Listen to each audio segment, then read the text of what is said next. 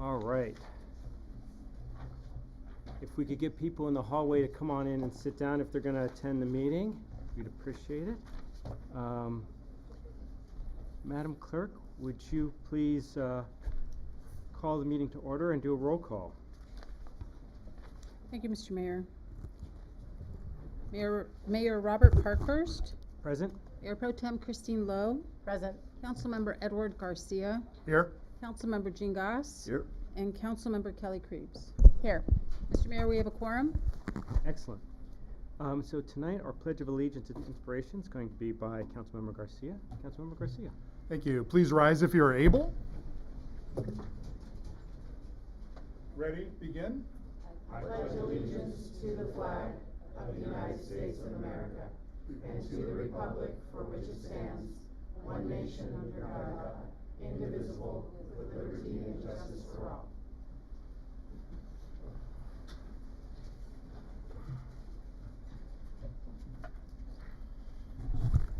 Good evening, everyone. It's nice to see the chamber so full.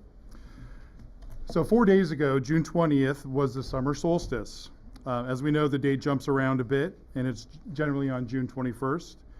The solstice represents the day that we have the most daylight in the northern hemisphere.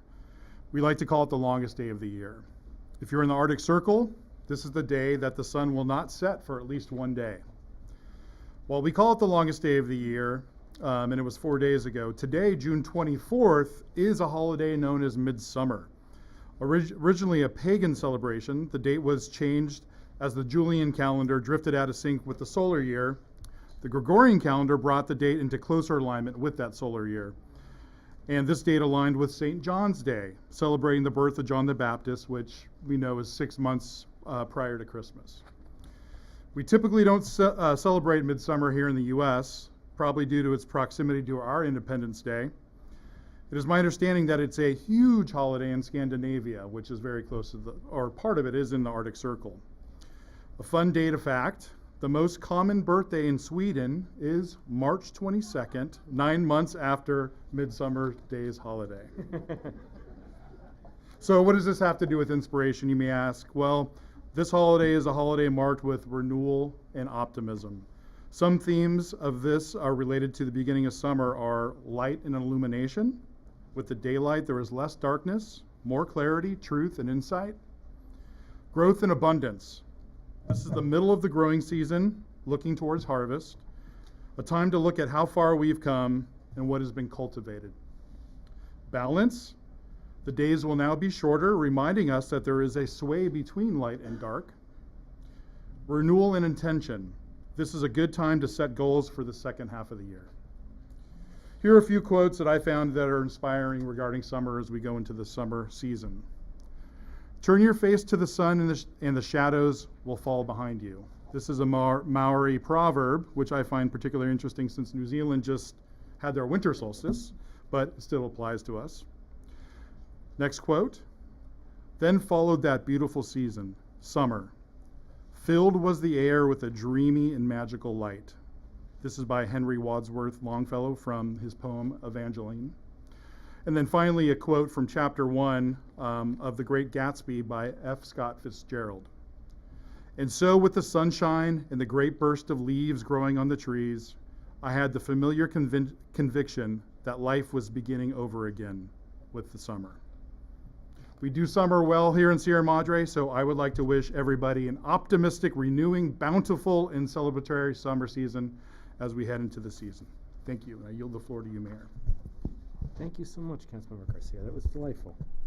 All right. Now we have approval of the meeting agenda. Are there any edits or modifications to the agenda? Mayor, I'd like to move some things around. Yes, please. I'd like to move that we move the presentation of City Manager Reynoso to the beginning before public comment. Okay. Any other changes? No. Okay. Excellent. We've got a motion. Do we have a second for moving that? A second. All in favor? Aye. Any opposed? All right. We have an agenda. Now we'll have an approval for reading resolutions and ordinances by title only. So moved. Second. Okay. All in favor? Aye. Attorney Gargosian, did I miss something? I think the minutes, Mayor. I did miss the minutes, but they're next on my list. They may be different on the agenda, but on my list here, they're next, so thank you. So, approval of the minutes for the June 10th meeting. Are there any changes? Madam Clerk, did you receive any changes to the minutes? I did receive, the city clerk's office received an email from you, Mr. Mayor, requesting a couple of formatting changes to the meeting minutes. Great. Are there any changes here from the dais? All right, I'll entertain a motion to approve the minutes for the June 10th. I move to approve the minutes as amended. Great. Second? All in favor? Aye. Any opposed? All right. We've got mayor and city council reports. Who would like to go first? That's pretty short, I'll start. Okay. Sunday, June 15th, which was Father's Day, I spent it in Memorial Park. The New Romantics, a Taylor Swift tribute band, was playing. And I think I'm a Swiftie now. I didn't get it, but there were over 100 other fathers there with their kids, and it really, really was fun. So hopefully next year they'll come back. And then on Friday, June 20th, I attended some of the Sierra Madre Art Walk. It was huge. It was well attended. I can't believe they got the word out so well. And it was great to see businesses integrated with the artist. It was kudos to those that put that event on. And that concludes my report. Thank you. Who would like to go next? I can go next. Great. Councilmember Fritz. So I also attended the art walk, and just everything that Councilmember Garcia said, and just double that. It really was an amazing event. It felt a little bit like Sierra Madre Day again in terms of the amount of participation and people on the streets and people remarking. But I have to say, there were a lot of unfamiliar faces, so I do think there were a lot of folks who are not the typical people that we see around and about at events, and either that was folks around town who aren't often attending events, or frankly, maybe folks from out of town, which is even better. So really, really kudos, and I think it's really just a great example of when a group of passionate and well-organized citizens get together and want to get something done. I mean, they really got it done. So kudos to them, and kudos to everyone who came out to make it such a success. I understand that they want to replicate it, maybe quarterly, so be on the lookout for the next iteration of that. A couple days before, I attended the Friends of the Library annual dinner, and that's always just a great event because there's so many past, present leaders in this community involved with the library and with the Friends, and it's just a way for them to say thank you to their volunteers and to give out recognition to everyone who's pitched in. And obviously it's a really exciting time for friends of, and we're all friends of the library. And then the Community Services Commission meeting was canceled this month, so we did not have that, but I look forward to seeing them next month. Thank you, Mr. Mayor. Great. Councilmember Goss. Very short report. Planning Commission met last Thursday. They did finally finish the noise ordinance update. And so that'll be coming up to us shortly, I believe. That's my report. Great. On June 18th, I also attended the Friends of the Library dinner, which was fantastic, of course, and the reports out were succinct, and it was really great to hear how much funding the foundation as well as the Sierra Madre Friends of the Library have put together. It's about $1 million, just over $1 million together towards our library when we open the doors, and we'll have furniture inside and places to be inside, which wasn't covered in the grant. So they put that all together. It was wonderful. On 6/20, former Mayor Creeps and I attended the Pasadena Educational Foundation. They handed out summer clothes to those who'd been affected by the Eaton fire. So that was really neat to see families come up and be able to find clothes for the summer to replace some of the things they've lost. Also that day was the art walk, which I attended parts of it. It was large. It was great. And then the library board meeting was yesterday on the 23rd. I'm sorry, on Monday on the 20th. Yeah, yesterday on the 23rd. And it was a great meeting. They passed their budget, or they reported out their budget, and really talked about all the events that had been going on, and we're looking forward to the wine tasting coming up. And then, unfortunately, this last week on Friday night, my mother-in-law was home alone and in the canyon. She lives on Lower Brookside, right behind Mary's Market. And she was home alone. Her husband's in the hospital, was recovering from back surgery, and the bear tried to break into her house after it tried to break into about 4 houses the day before and made entry into several houses in the Upper Canyon and Lower Canyon. So my boyfriend and I spent the night, the weekend with her to make sure we secured their house, sprayed the outside with Pine Sol. Spoke to Jessica, who is a biologist as well as a conflict specialist with the California Department of Wildlife, Fish and Wildlife. And she was phenomenal. They've been doing so much research to try to figure out why these bears have changed and adapt. And I said, well, us humans have adapted to what we've been forced to in our environment as well, and we don't make the healthiest choices either. We eat not great food either, and they've done the same thing. They found garbage. And so now that we've secured our trash cans with our bear-resistant trash cans, now they're making entry into homes. And this one bear seems to be making a lot of entries. So it's a little unsettling, but I just wanted to report that they have been on top of it. Every report that comes in, she's called within the next 12 to 24 hours. And I'm hoping they find resolution to this. We'll hear some more of a report from the police department tonight on what's happening with that, but I just want to let you guys know, we all know how you're feeling, and it is very scary. And for those of our friends that have had the entry into their homes, there's some great new ways that they're securing their homes if anyone's interested. So that was my report. Great. Thank you, Mayor Pro Tem. All right. So on June 10th, there was a meeting of the Clean Power Alliance, and nothing to report on that. On June 13th and June 18th, Mayor Bass of Los Angeles invited the mayors from Los Angeles County to a virtual briefing. It was entitled Civil Rights and Know Your Rights. And about half of the mayors in the county attended it. At the June 13th meeting, there was a presentation from Mark Rosenbaum from Public Counsel, which is a nonprofit that supports communities with legal services, advocacy, and civil rights litigation. And he gave us a presentation, and he stated that the current enforcement activities by the Immigrations and Custom Enforcement can, in some cases, violate the 4th, 5th, 10th, and 1st Amendments. And just as a reminder, he walked us through it, is that the 4th Amendment requires probable cause before the involvement of public agencies. 5th Amendment requires due process and prevents racial profiling. The 10th Amendment states that there are different lanes between jurisdictions. Just as cities can't declare war on foreign nations, the federal government can't take control within cities. And the First Amendment, if residents are protesting, the government can't intrude into what they're saying. So it was a good reminder. We've been getting lots of reports of the activities going on in this area, and we're trying to stay on top of that and to keep our citizens safe. On June 13th, I and Mayor Pro Tem attended the 65th anniversary of the Creative Arts. It was a wonderful evening. It was lots of people attended it. There were lots of art for sale, lots of raffle prizes. It was just fantastic. Lots of art on display there. June 14th, I stopped by the No Kings rally here in Sierra Madre. According to our estimates, there were about 600 people who attended the rally. Representative Judy Chu and Assemblymember John Harabedian stopped by and spoke. And as a part of that, I want to thank the Public Works and Police Department for their support in providing the space for people to express their rights to free speech.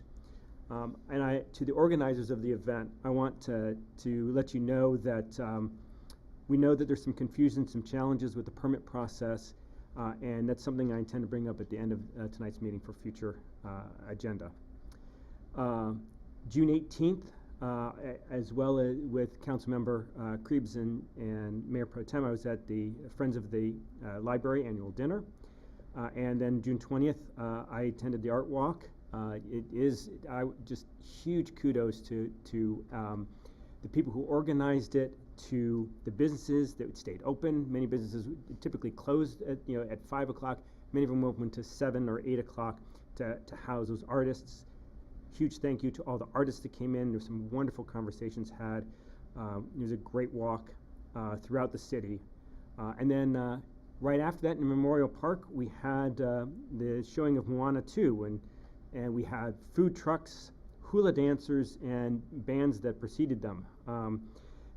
My favorite was the Ukulele Orchestra of the Western Hemisphere. And they were just fantastic. They played great music, and then it was just wonderful to see all the families there in the park. You know, this ukulele orchestra, you might actually even call them unique. And with that, I will switch on to city announcements and events. All right. Upcoming summer concerts. June 29th, Four Lads from Liverpool, a Beatles cover band, from 6 p.m. to 8 p.m. And it's that time of the year for the July 4th celebrations, and they start on Thursday, July 3rd at Memorial Park.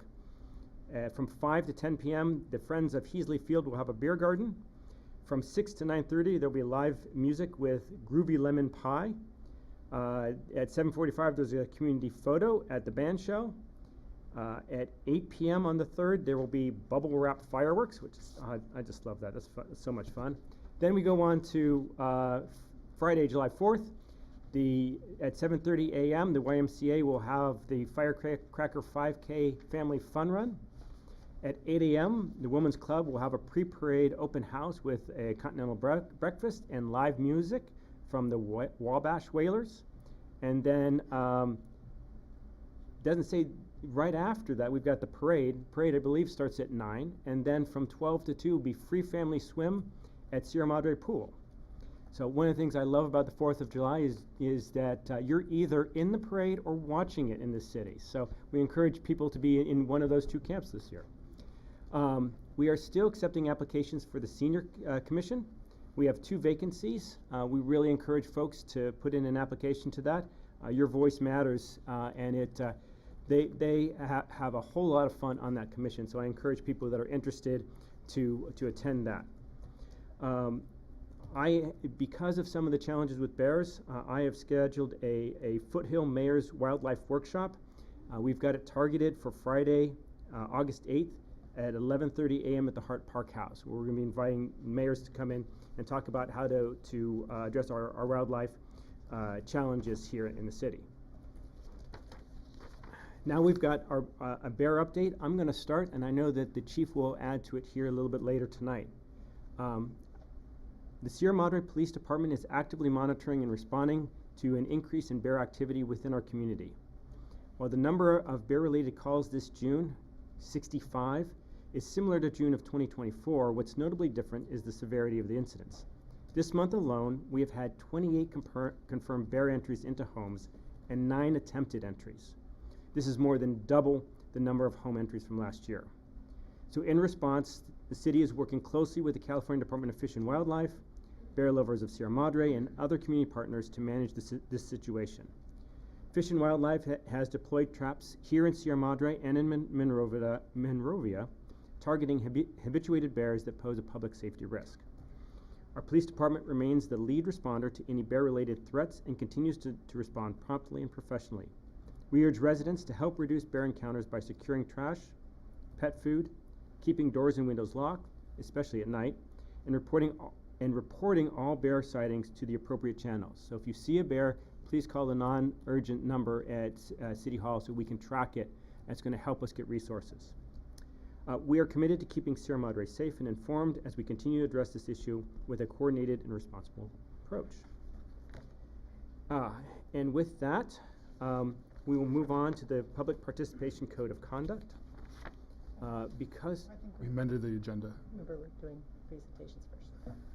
yes, but we have it that way there. But let's go ahead. Yes, let's go ahead and do the proclamation to the city manager, and then we'll do the public the code of conduct. Thank you. So Unless you're telling Jose how to conduct himself during. well, there is the point of all of our honored guests here tonight. So this is something that we don't have a huge track record for. So as I told some of the staff, I'm going to wing it a little bit. So I apologize in advance for any awkwardness that we may have.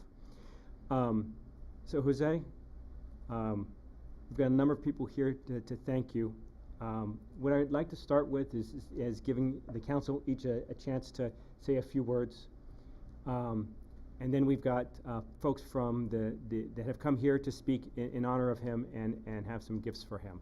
So we'll start with the council, and I'm going to take the I'd like to speak first on this. So, Jose, thank you for your incredible service to the city over the past 15 years. Through your service in our utilities department, you've navigated us through numerous challenges. You created an emergency connection to the Metropolitan Water District, giving us a critical supply of water above what we can pull from the Raymond Basin. When that water created water quality problems in our aging water pipes, you found a solution by filtering the water through our settling basins. And speaking of aging water systems, you installed more than 40,000 linear feet of new water pipelines. That reduced the leak rate of our water system from 30% to 11%, saving the city valuable natural resources. A couple years ago, when we had those few rainy years, you made sure that we put as much water as possible into our aquifer, raising our reservoir to the highest level in a generation. To help our residents manage their water supplies, you installed automatic water meters throughout the city, which allowed the city to go from measuring water twice a month to residents being able to measure their water use daily. You greatly improved our relationship with the city of Arcadia, turning what was an antagonistic relationship to a collaborative one. The direct result of your collaboration was an agreement to develop a joint well with the city, providing critical future water supply to the city. Beyond the water department, you've navigated us through some of our biggest challenges and accomplishments, including the largest pandemic in a century, 2 major wildfires, 2 mudslides, the refurbishment of Kirsten Court, the purchase of the Bank of America building, and the construction of a new library. And that's just to name a few of the things in the past 5 years. As city manager, you created an incredible team that routinely punch above their own weight. You've encouraged them to provide exceptional service to all our residents. You've supported them when they have sought training opportunities and leadership roles at the city or regional and state levels as teachers, board members, and committee members. This leadership demonstrates the incredible knowledge and talents of our staff and brings recognition and valuable perspective back to our city. I appreciate your creativity in solving complex problems. When we are faced with these problems, you work with your team to come up with solutions that fit the nature of our city and our resources. In the past 6 months as mayor, I've benefited from your ability to write thoughtful comments under tight deadlines, and I would have really appreciated them tonight. While I hate to see you leave us, I take comfort that you're not going too far away. The San Gabriel Valley Municipal Water District is lucky to have you as their next general manager. We will continue to benefit from your leadership on water supply and conservation as you lead the organization to its next chapter. Now I turn it over to other council members for any comments that they may have. So I didn't prepare anything, but again, awkwardness, right? Thanks for prefacing that. Jose, thank you for your leadership of the city. You really take care of the residents as though you were a resident yourself. We appreciate your dedication. Mayor said a lot, but you know, our priorities up here, the 5 of us, are supposed to be the priorities of our citizens and businesses, and I know you know that. You've done more policy and more infrastructure than within the last 4 years than probably ever in this city. Gratitude is abundant from this council. I just want to give one example, because there's so much that goes behind the scenes that a lot of people don't know. It was about 2 years ago. I think I was mayor then, and I saw Bob Spears somewhere in here. Yep, Bob. So Bob hails me on the street, and he says, "Hey Ed, it's the Great Shakeout. What is the EOC doing today?" And I said, "Bob, good question." I drove directly to City Hall, and I talked to you, Jose. You were here, and I got your ear on the EOC, and you said this EOC is not very functional right now. Well, why is that important? So our Emergency Operations Center is vitally important when there's an emergency here. Jose got that EOC open, functional, and beyond functional. When we had winds, what did he do? He said, let us fill every single reservoir here in the city with water before we lose electricity, because with wind comes loss of electricity. What did that do? Well, we had a fire, right?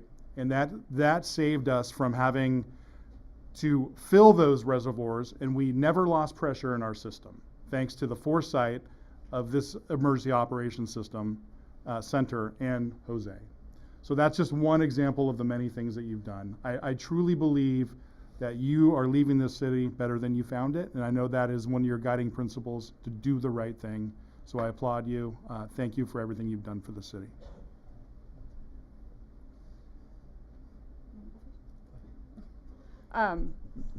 There's really not much more to be said. I mean, I love that the mayor outlined so many of the tangible achievements, because I know that's important to you to think about what your goals were and to achieve them, and you were always thinking to what those would be and how to get there. I mean, that's one of the things that I appreciated the most, is that you had a vision and you knew how to get there, and you helped everyone that worked with you to get on board and achieve the things that we were all looking to achieve, and make the city a better place for our residents. I so much enjoyed working with you as city manager, but I do think that one of your lasting legacies is that we will measure the leadership of our water department by your example. I think we will forever say, is it as good as Jose? Are they doing as good a job as Jose did? And that I think is one of your key legacies. Just off the top of my head, I thought of all of the things that you demonstrated. Substantive knowledge. I mean, the knowledge you have of our water system and of water resources in general is just outstanding. I mean, you always surprise me with new and interesting knowledge of how all this whole system in our Southern California region works. You have this passion for problem solving. I mean, just looking at a problem and turning it and trying to find the best way to solve it. And that goes along with the strategic vision that you always pushed us to have as much as you have.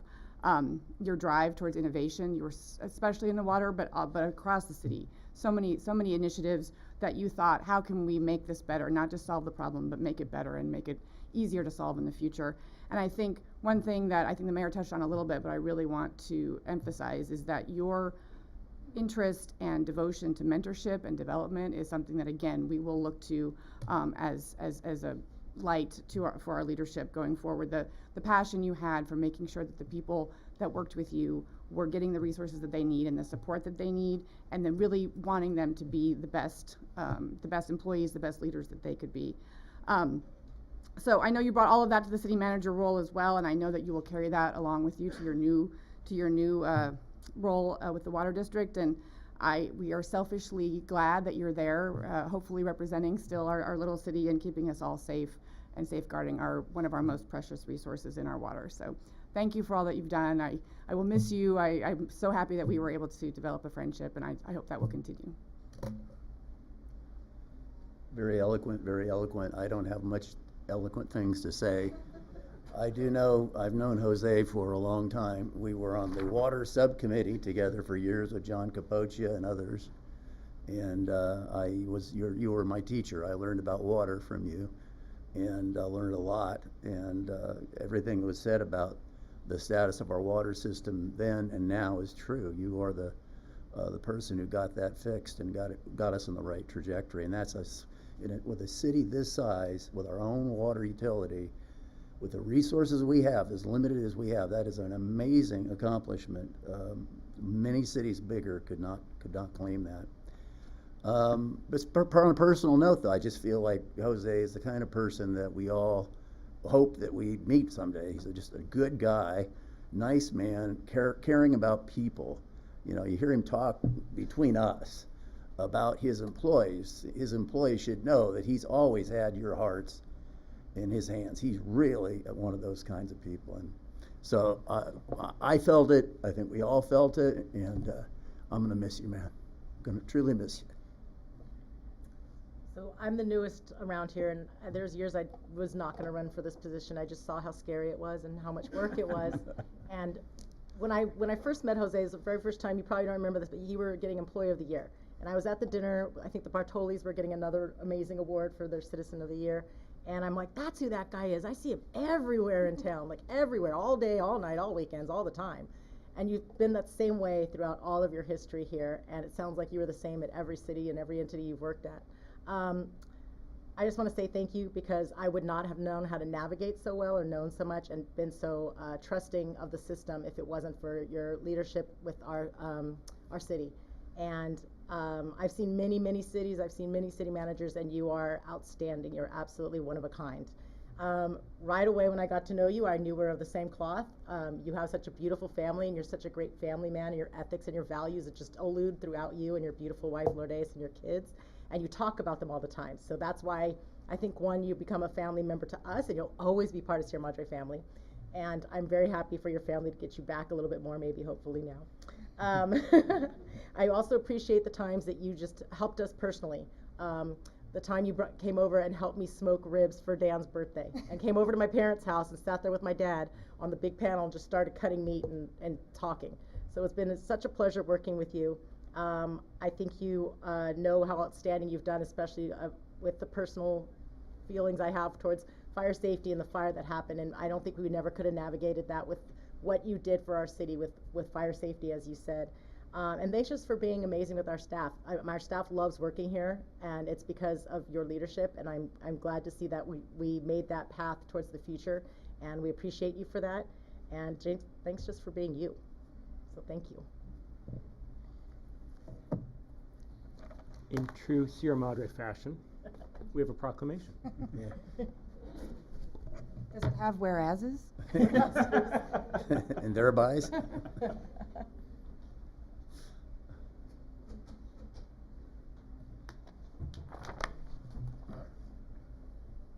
this around so we can get it on the mic.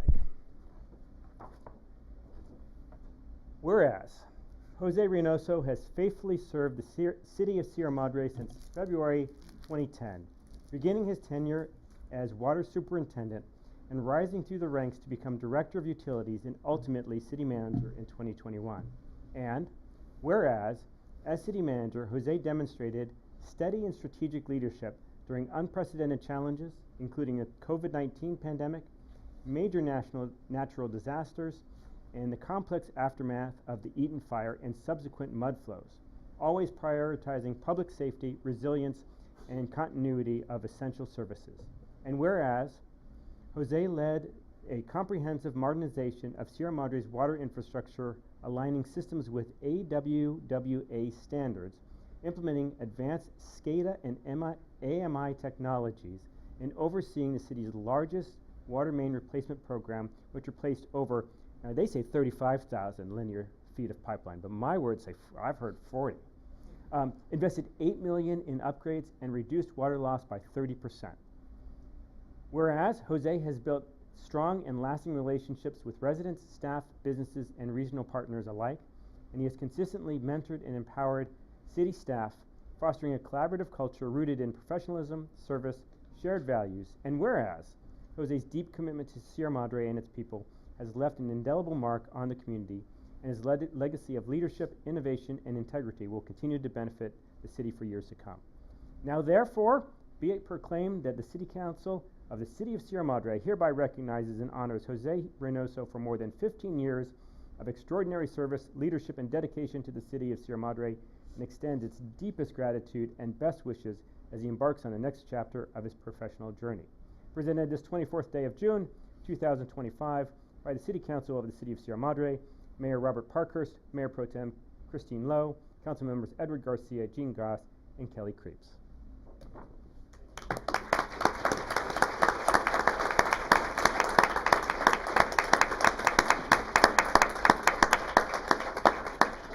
We have a plaque for you, as well as a card. We have one more thing. Before I go get that, would you like to speak now, or I know we're going to open it up to public comment. When would you like to do it? Okay, 1 second. I've got one more thing.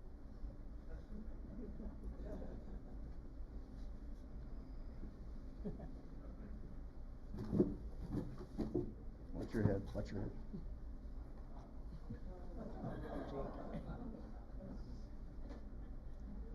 So thanks to the great work in the folks in the fire department, we put together this little thing for you. So Little thing. we've got Jake to thank for that, to put it all together. What is it? It's got pipes. Yes. Valve, yeah.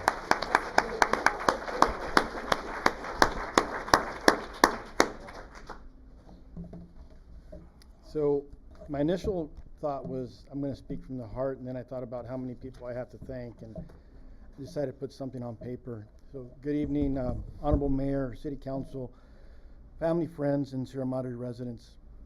After 15 years, it's hard to find the right words to express my gratitude as I close this chapter of service with the City of Sierra Madre. But I want to start my story where it truly begins, and that's with my parents, Jose and Margarita Reynoso. Thank you for raising me with a strong work ethic and instilling in me the belief that no matter how tough things get, we find a way to overcome, and we strive to always do what's right. That's the mindset that shaped who I am and the approach that I took to every challenge in Sierra Madre. The values and the foundation of everything I've accomplished is because of you. And this moment here is as much for you as it is for me. Thank you, Mom and Dad.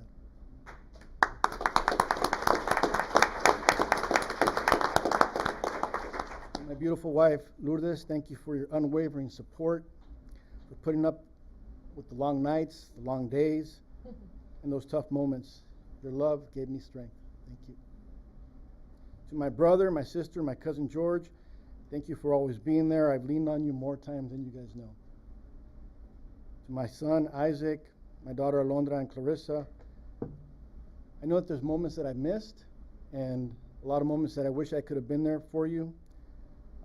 Thank you for understanding the life of a public servant. Know that everything that I did, all those sacrifices were for you. I love you guys. To my good friends, George, Linda, and Rambo, you seem to always be there when I needed a push. And one of the pushes was to take on this role as city manager. And George and Ron were instrumental in giving me that little kick to take on this challenge. Thank you for reminding me of why we do this type of work. To Chris Amino, thank you for recognizing me all those years ago at the Water District where I gave a presentation on AMI. You saw something in me and you brought me to Sierra Madre, and you've been a friend and supporter ever since. Thank you, Chris. And I know that he's not here, he's on vacation, but he's here in spirit. Bruce Inman, I wasn't expecting to see you here today, and I'm so grateful and so thankful that you're here. Thank you for trusting me to run the water department. You gave me the opportunity to change the course of my career. Thank you, Bruce. To Gabe England, our former city manager, thank you for believing in me, and I can still remember the day that he called me in his office and he said, Jose, what's your next chapter? I said, well, I want to become a general manager at a water district. That's my end goal. He says, oh, you should think about becoming a city manager. Thank you for believing in me, and thank you for planting that seed and getting me on this path. To my water staff and my public works crew, we had a vision and we made it real. Stephen, Tim, Cy, together we transformed the water department and we left it stronger than ever before. And I'm incredibly proud of the work that we accomplished. To the executive team, Claire, Layla, Miguel, Gus, Brent, Oscar, Satnam, Laura, Ted, Arnulfo, Anthony, James, and to the 100 employees across our organization, thank you for the last 4 years. What a journey it's been, from the $10 million expansion of our library to bringing Tesla superchargers to our downtown, to our innovative wildlife management efforts. To our planning department, planning commission, and the city council, we work together to bring forward the best version of a Meadows project, which includes a new park, 42 beautiful new homes, and over $1 million in water revenue that will benefit Sierra Madre for generations. To our public safety chiefs, together we brought stability and professionalism to our departments. Roberta, thank you for your dedication to me, to the executive team, to the residents of Sierra Madre, and to the city council. To Supervisor Catherine Barger, Assemblymember Chris Holden, and now Assemblymember John Harabedian, Senator Sasha Renee Perez, and Congresswoman Judy Chu, thank you for your partnership and your support, and I look forward to working with you in my next chapter. To Alex, our city attorney, thank you for being a sounding board and for all your legal advice. Now to the city council, Mayor Robert Parkhurst, Mayor Pro Tem Christine Lowe, council members Jean Goss, Edward Garcia, Kelly Creeves, and former Mayor Rochelle Arizmendi. Thank you for your unwavering trust. Together we navigated some of the most difficult events imaginable, and we mentioned some of them: COVID, the Bobcat Fire, windstorms, Eden debris flow, and much more. And in the last 4 years, we made Sierra Madre stronger, safer, and more vibrant. And finally, to the service clubs, community organization, and the residents of Sierra Madre, thank you. It's been an honor. It's been the honor of my life to serve you. You welcomed me, you supported me, and you inspired me every day. The city will always be a special place. Sierra Madre will always be a special place in my heart. Thank you.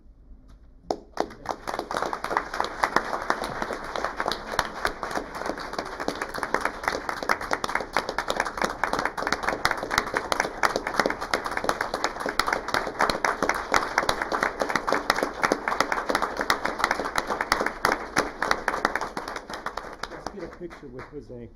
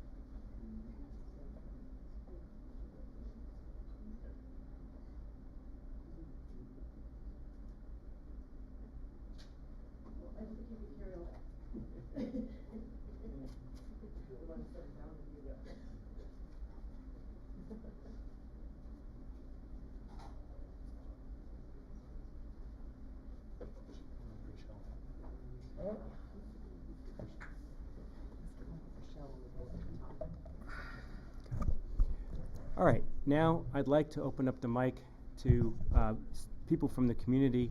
They would like to say a few words about Jose. So please go ahead and you can line up and give your comments here. Actually, can you hold on one second? Let's do proclamations first. I'm sorry. Go ahead. Yeah, let's do the proclamations first, and then we'll bring citizens. So sorry, Russ. Hello, Maylee. Hi. So nice to see you. Well, hi everyone. My name is Maile Plan, the Director of Outreach and Constituent Services in Congresswoman Judy Chu's office. Thank you so much for inviting me here today to celebrate Jose's achievements. I still remember before even meeting you, I was told about your exceptional leadership and abilities. Even before I met you, rumors were already there, and I've never been disappointed. You've always been there for the city. You created efficiencies. You made the city a much better place for your residents, both fiscally and physically. During the Eaton fire and other natural disasters, as the council have mentioned, you were just a phone call away, and you did such a great job advocating for your residents. Personally, I've learned a lot from you, especially about water, but also about the needs and the history of the city. So I'm pretty sad that you're going to be leaving, but I do know that you're not far away, and I look forward to working with you in your new role. So on behalf of Congresswoman Judy Chu and the 20th Congressional District, we have a certificate of congressional recognition for your exceptional leadership. Thank you and congratulations.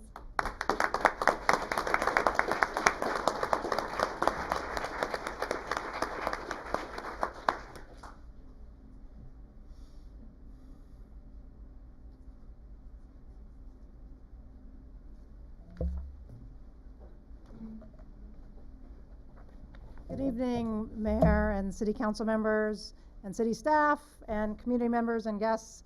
My name is Darla Dyson, and I am honored to be here on behalf of Senator Sasha Renee Perez to present City Manager Jose Reynoso with a certificate of recognition for all his hard work and dedication to the city of Sierra Madre. I know that you will be extremely missed by all the city staff and the community members, but we wish you the best in your new position with the San Gabriel Valley Municipal Water District. And I just want to say thank you. And a personal note, on the night of the rains after the Eaton fire, Senator Perez was at the Relief Center, and I don't know, it was pretty late, and the mayor and city manager showed up and gave us a tour of all the canyon back roads and to see where the water was flowing. And I'll just never forget that night. And I really appreciate everything that you've done for this city. And I look forward to working with you at San Gabriel Valley Municipal Water District. Thank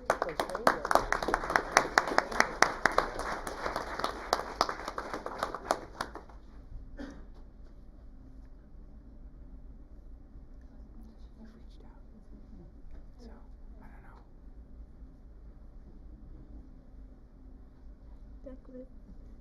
Hello, everyone. Declan Floyd from the Office of Assemblymember John Harabedian. It's great to be here to pay tribute to truly one of the finest public servants in all of Southern California. And the Assemblymember asked me to let you know how much he loved working with you when he was on the council, how much he's loved working with you in the Assembly, and how much he looks forward to continuing to work with you in your new position. You know, when I think about your tenure here as city manager, the word that keeps coming to mind is stability. And it's really important to put that in context because when you first started as city manager, we were still on the tail end of the pandemic.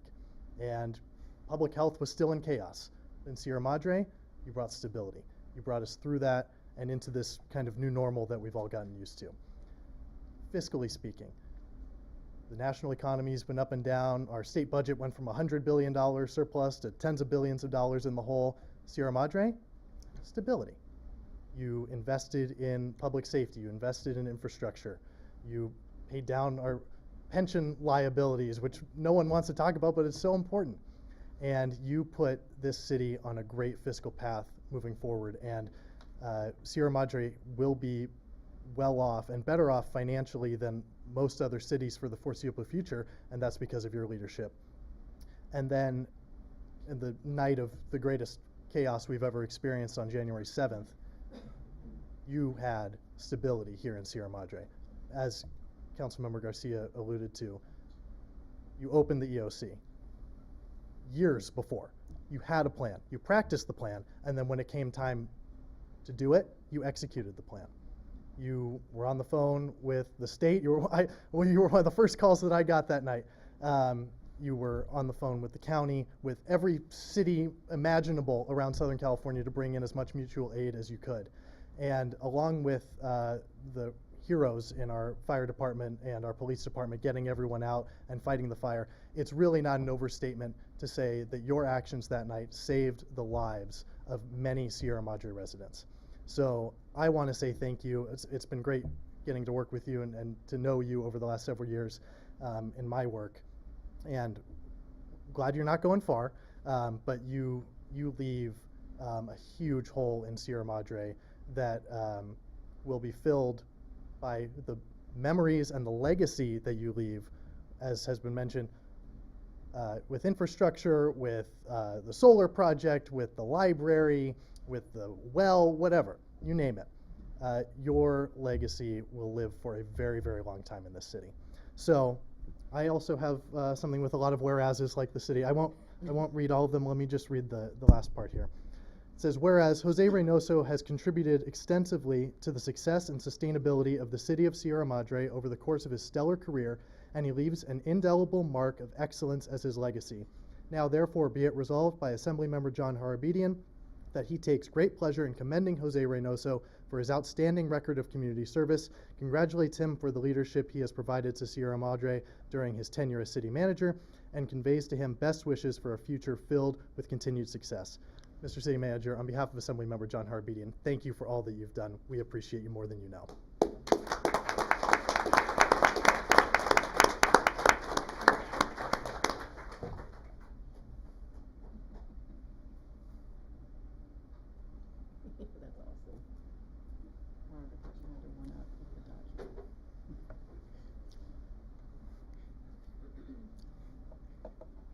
Ms. Henderson, please.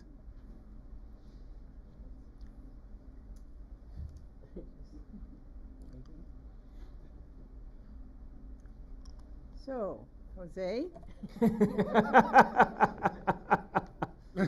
I brought you this week's paper just in case you missed it. But I want to talk about something that in all these years you haven't done. And I'm not that pleased. Everybody else is happy. You've never given me a bad headline or a bad story. A little juicy, salacious, a little bit of scandal, something, you know? But I still consider you my friend, and you did a wonderful job, as you've heard.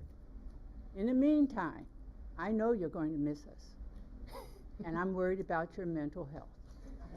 So therefore, on behalf of the Mountain Views News, I'm giving you a dozen golf balls because I know you're going to need them.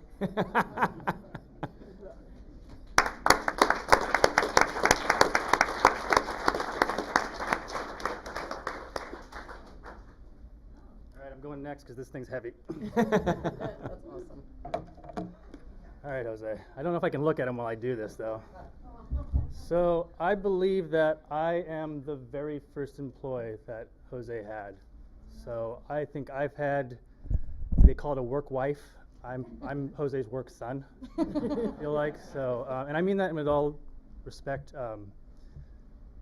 Whenever we give one of these away, it is for somebody that is leaving us and has had a profound impact on all of us in the water department, the utilities department, the street department. I know it's his love, but this is our token to Jose.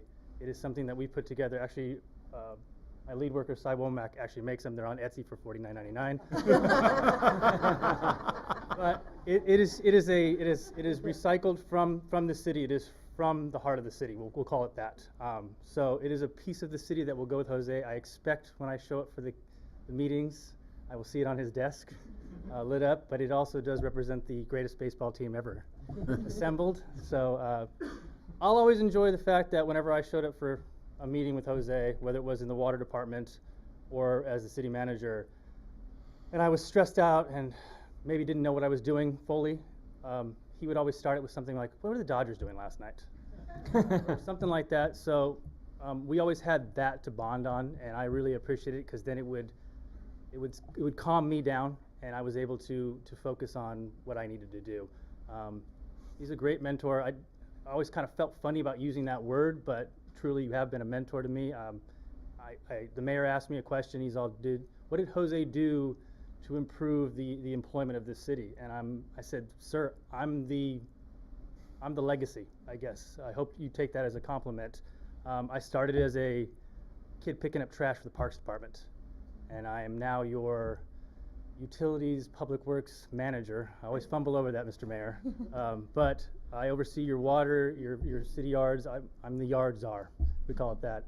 And that's because of Jose's push. And I don't mean that in a bad way. It was always, Jose's competitive. And I always thought he took this job as, what can I do to better this city? What can I do to better the employees? And I think he always took me on as kind of like a project of how can I make Stephen better? And I really do appreciate it. You are a mentor, and I can't believe it's 15 years. 15 years. This one's a little harder for me. So 15 years with somebody, regardless of it, you're going to grow some emotions for it. So on behalf of the city, on behalf of the Public Works Division, on behalf of me and my family, thank you. I'm sure my name was maybe a curse word in your family for a while there, but I do appreciate that anytime I needed to look down at that dais right there, you were eager to help, and I know that phone is always going to be available whenever I need you. So thank you. I'll ask you to pick that up, but it's pretty heavy, so I'm just going to shake your hands.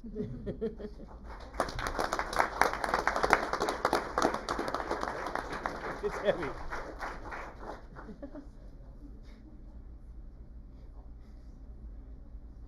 What is that? Good evening.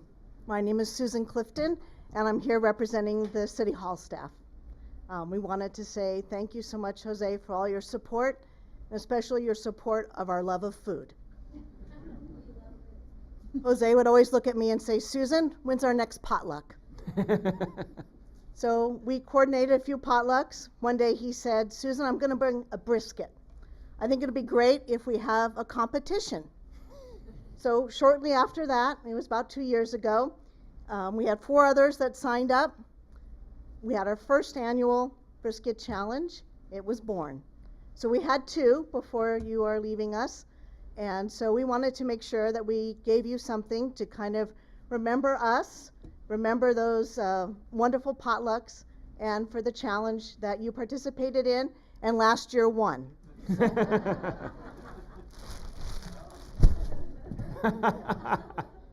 All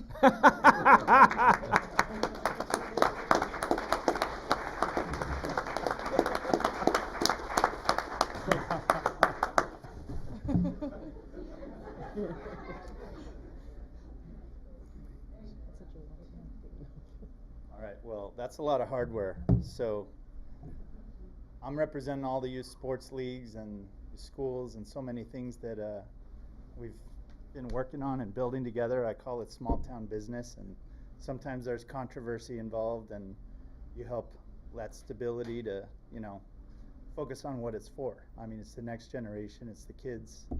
I get emotional about this stuff too, and I want to make a comparison to the best guy I know, my dad, who would go to work every day talking about his family, and the way you talk about your daughters and your wife and your family through your work and through everything we built together.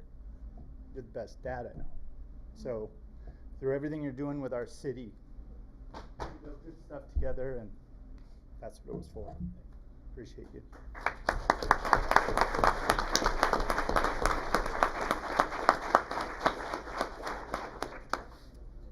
Hi, Jose. I'm John Capocha. I came onto the City Council in 2012, and I'm not going to repeat all the stuff that Mayor Parkhurst said, but what I want to do is just emphasize the challenges that we had. When I got on the council, we were running out of water, and we thought, great, we'll just turn up this connection to the Metropolitan Water District. Then all of a sudden, everybody's getting brown water in Sierra Madre, and their pipes are bursting, and the mains in the street are bursting. So, I mean, we felt a lot of pressure, and we put a lot of pressure on Jose, and I want to give credit to Bruce and also Chris, who were part of this great team. And, just looking back, all's well that ends well, and we're in a great shape now for what you guys did. But really why I'm here, I know you can't be, but I'm watching the Dodger game, multitasking. Dodgers are losing 1-0, but Robleski is really throwing some gas. He's doing great. Anyway, Jose, we're going to miss you. And I know Sierra Madre's in good hands with you in charge of the four cities water districts. So thank you very much. Thank you, Mayor. Good luck to you.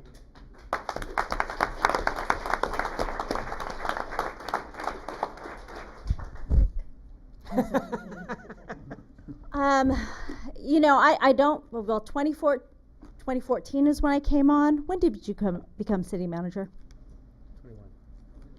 2021. And just like former Mayor Capocha said, former Mayor Council Member Capocha said, water was like our biggest issue. And I'm looking at Councilmember for Mayor Jean Goss. Everyone we talked to, water, water, water.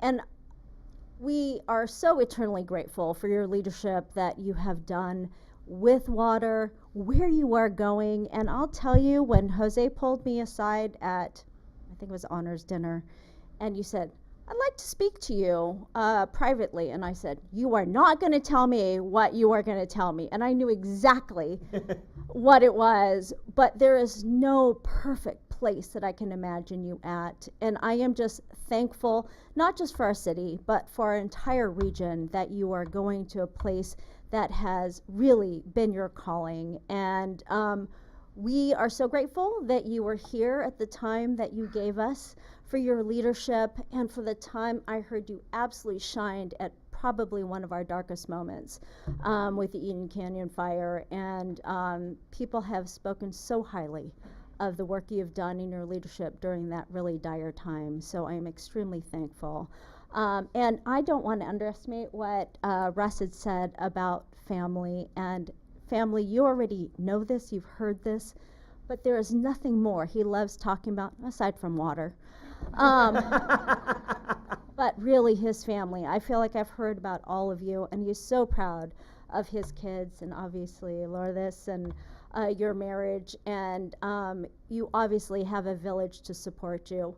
Thank you for your accessibility to our staff, to our council. And even at the time when I was no longer on council, I'm like texting Jose, hey, can you respond to me? And he's like, do not worry, I will respond to you. And I'm grateful for that. And I'm looking forward to your next chapter. I think when you first came on council and we went on our little roundabout over at Cal Cities, and I'm like, all right, you need to meet this person, this person, this person. I know that is something that you've carried with you in terms of how important it is to build these relationships, to build these connections, because that's what makes us all better. So congratulations and thank you for your leadership here.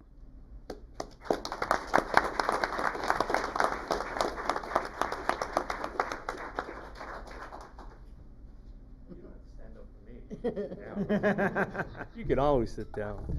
What a perfect way to parlay after the former mayor spoke. My name is Ron Bowe. I've been a friend of Jose for about 20 years. I think it feels like dog years at times. We walked the same path. Water superintendent, public works, deputy public works director, and then city manager. And I don't know why anyone would want to be a city manager. Once we sat in that seat, we figured that out, right? Why would you want to be a city manager? And I'll tell you later on why. You know, Monterey Park, Alhambra, Sierra Madre. I was your next door neighbor in Monrovia for quite some time.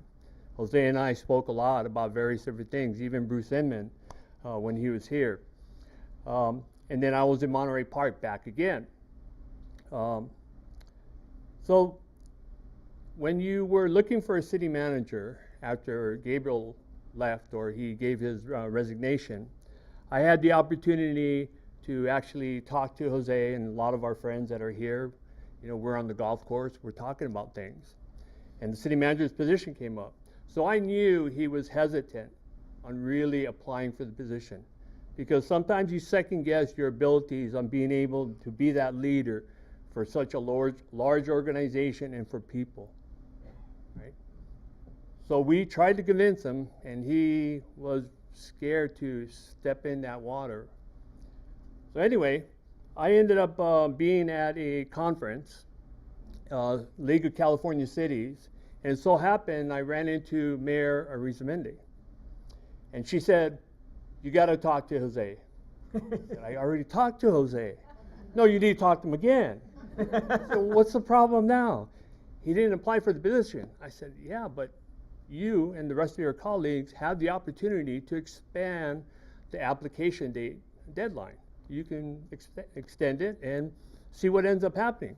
You could get more applicants." So lo and behold, you had one additional applicant or many others. But the one you needed was the one that came in when you expanded that application deadline.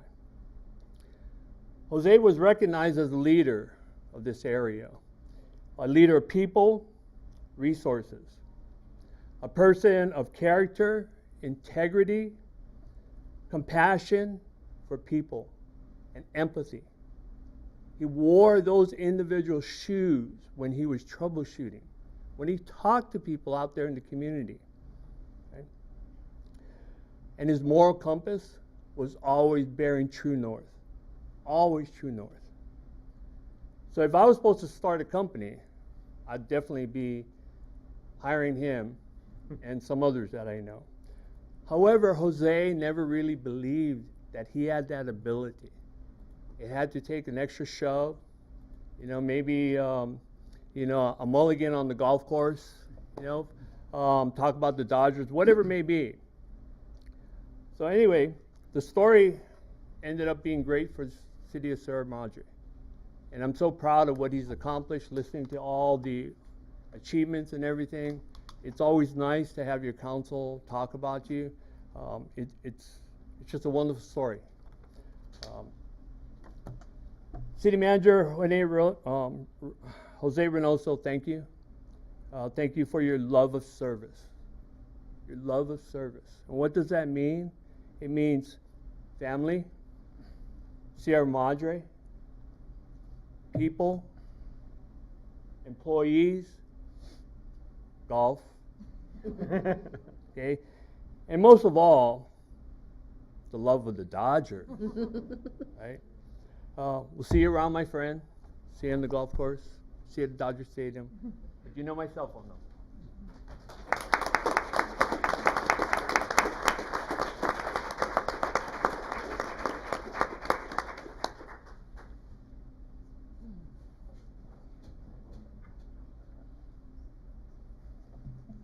everyone. My name is Oscar Milan, and I'm going to try to keep it together here. I actually want to share a story, and it makes me emotional to think about it. And we've heard a lot of good things about Jose. And believe it or not, Jose and I, at one point, didn't like each other. And we were butting heads really strongly. And it was around the time that he was picked and selected as a city manager. And the reason I bring up this story is very simple, is that we went from that to a man that I admire, a man that I respect, a man that has changed my life and the direction that I've taken, and somebody who I will hold very close to my heart for the rest of my life. Jose, I just respect you and cherish our time together so much, and I really hope that we stay in touch. And as I was thinking about today, I thought, what do you get the guy who has it all? He's got a beautiful family, beautiful wife and kids, a project car, the best girl money can buy. What do you get this guy? And I thought, well, the obvious answer, of course, is Dodger stuff. So first, I want to present you real quick with a rookie card for Mr. Jackie Robinson.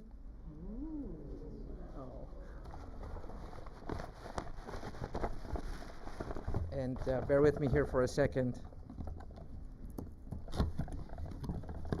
You probably can't play catch with this baseball, but I want you to keep this. And I know it's signed by one of your favorite Dodgers, Fernando Valenzuela. Wow, jeez. And then I think I have it. You and I talked about where the best steaks that I think I can buy, and that's at Costco, brother.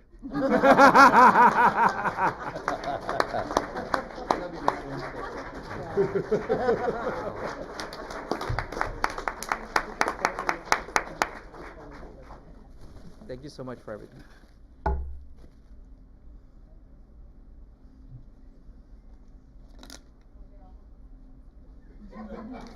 She's like, I'll hold that. Yeah. Jose, I come with no gifts. But what I do bring is sincere appreciation for everything that you did for our department. From the day you started here, you were the person that the department that I could rely on, and you were just a powerhouse. And like someone else said here, one of the council members said, everywhere I looked, there was Jose. And you were the guy that we could depend on. And I'd like to thank your family for sharing you with us. I know we kept you pretty darn busy, but it sounds to me like a city manager, you were far busier than even we were. So thank you, Jose, for everything.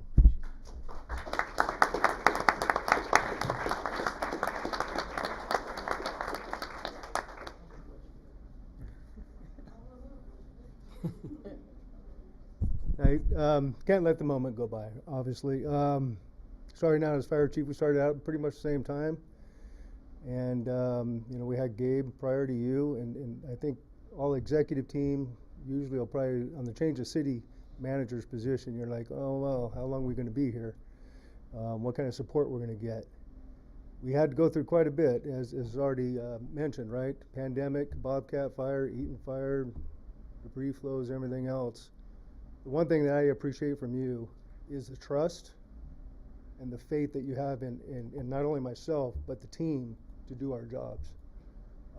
You ask the right questions to help guide us, but I think when we talk about leadership, to me a leader is a developer of other leaders. And so as Stephen said, being a mentor, but being there for us, when we're not successful, but when we are, and to help us with our own growth as well, bounce things off of. So personally, for myself and the fire department, we appreciate your support in helping us develop this department to where it's at and where it's going. And again, we wish you all the best as well. We appreciate you.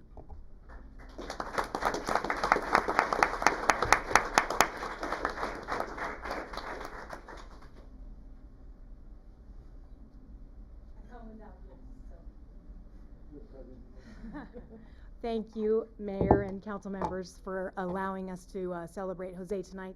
My name is Kelly Gardner. I'm the Executive Officer for the Raymond Basin Management Board.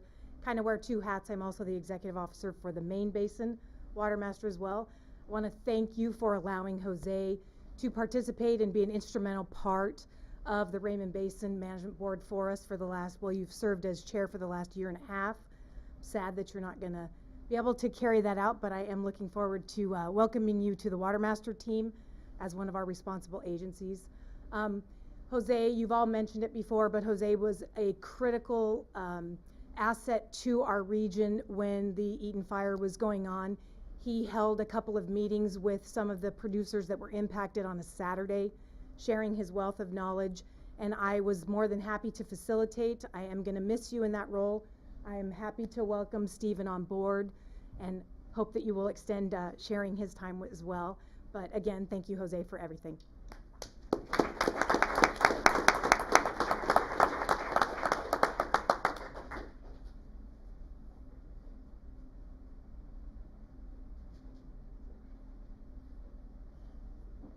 Good evening, management analyst for the Public Works Department, and I wrote this out, so.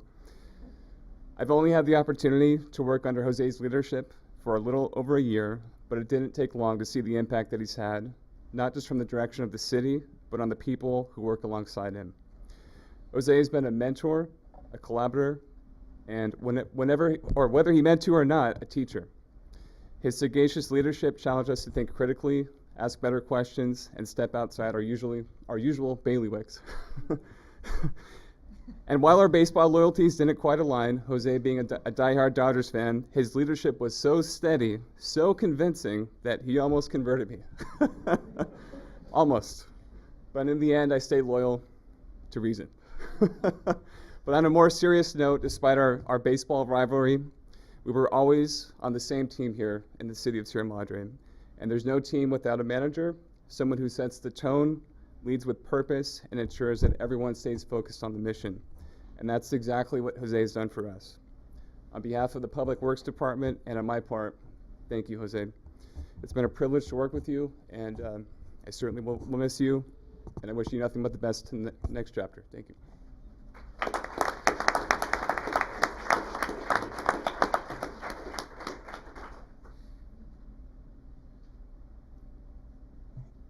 Is there anyone else?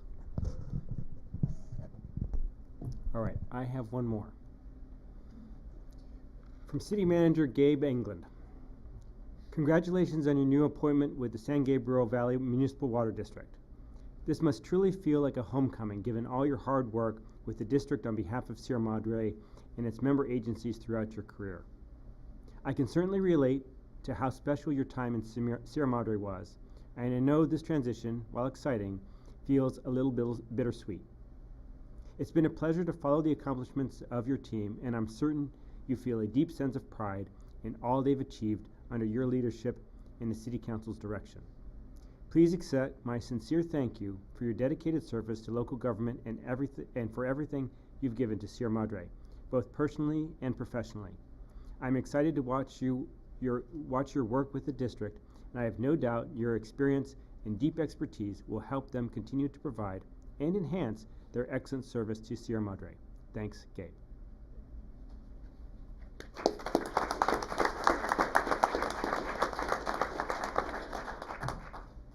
Is there anyone else who would like to say something?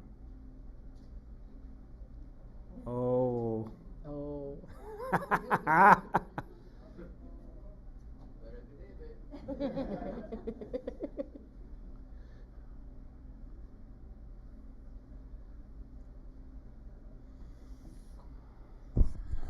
Hello, everybody. My name is Jose Reynoso, and a proud father of my son Jose.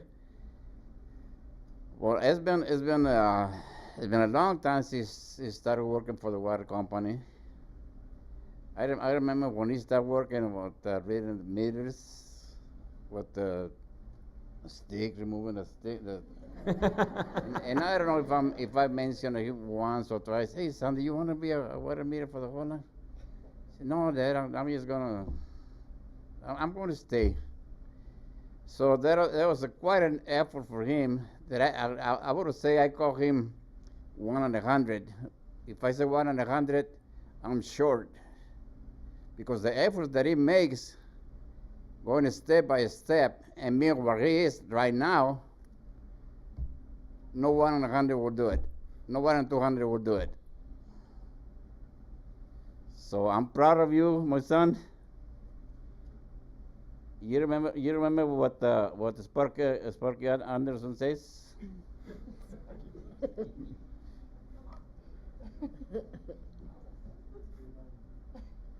Que dice, Dios no me puso en la tierra para hacer un dedo. Ahora dilo aquí. God did not put us here to be losers. No, to be a loser. That's what I have to say. I'm proud of you, and I love you.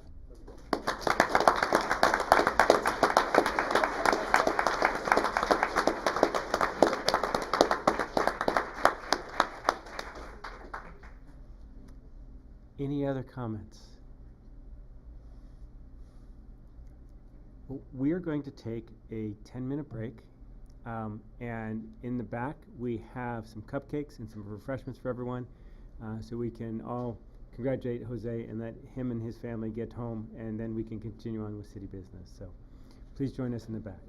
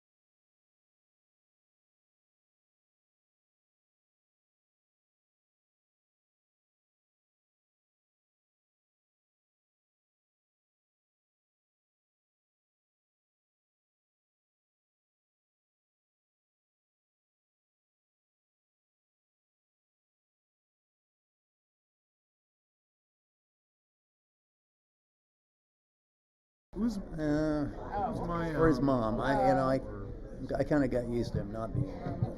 Thanking God he's okay. But. All right, I'd like to call the meeting back to order, please. Emptied out. Mr. Patzert, if you could do the favor of closing the doors there. I don't think he can hear you. Can you guys close the doors for us? Bill. I can go do it. He's like, nope, I'm leaving.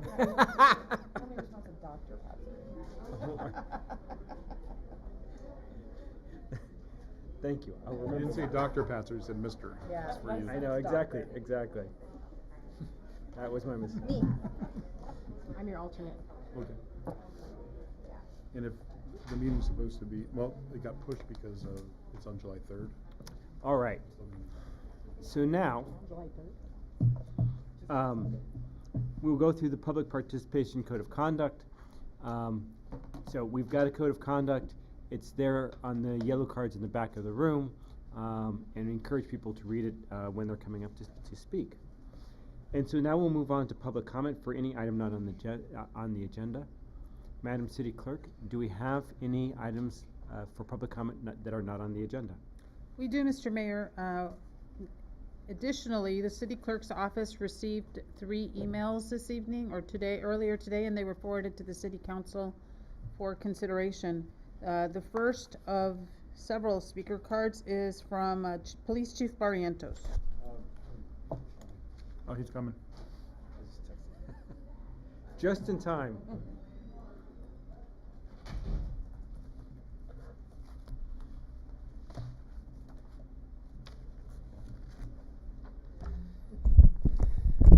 All right, good evening, Mayor Pro Temp and City Council. I just wanted to provide a little bit of an update on the recent bear activity in our city. I want our citizens to know that we are aware of the uptick or the increase activity with our bears. We are monitoring the increase.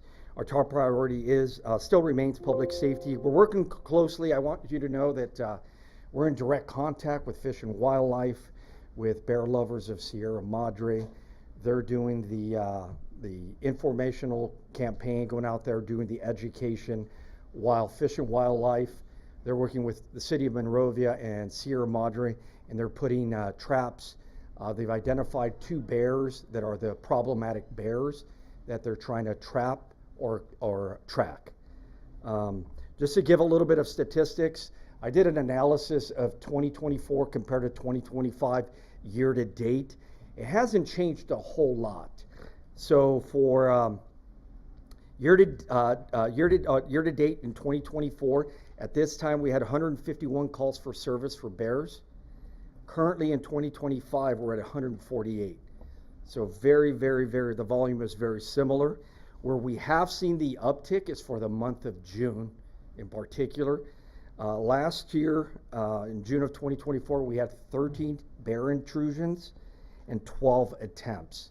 For the month of June already, where we see the anomaly or the increase, we've had already 28 confirmed bear intrusions.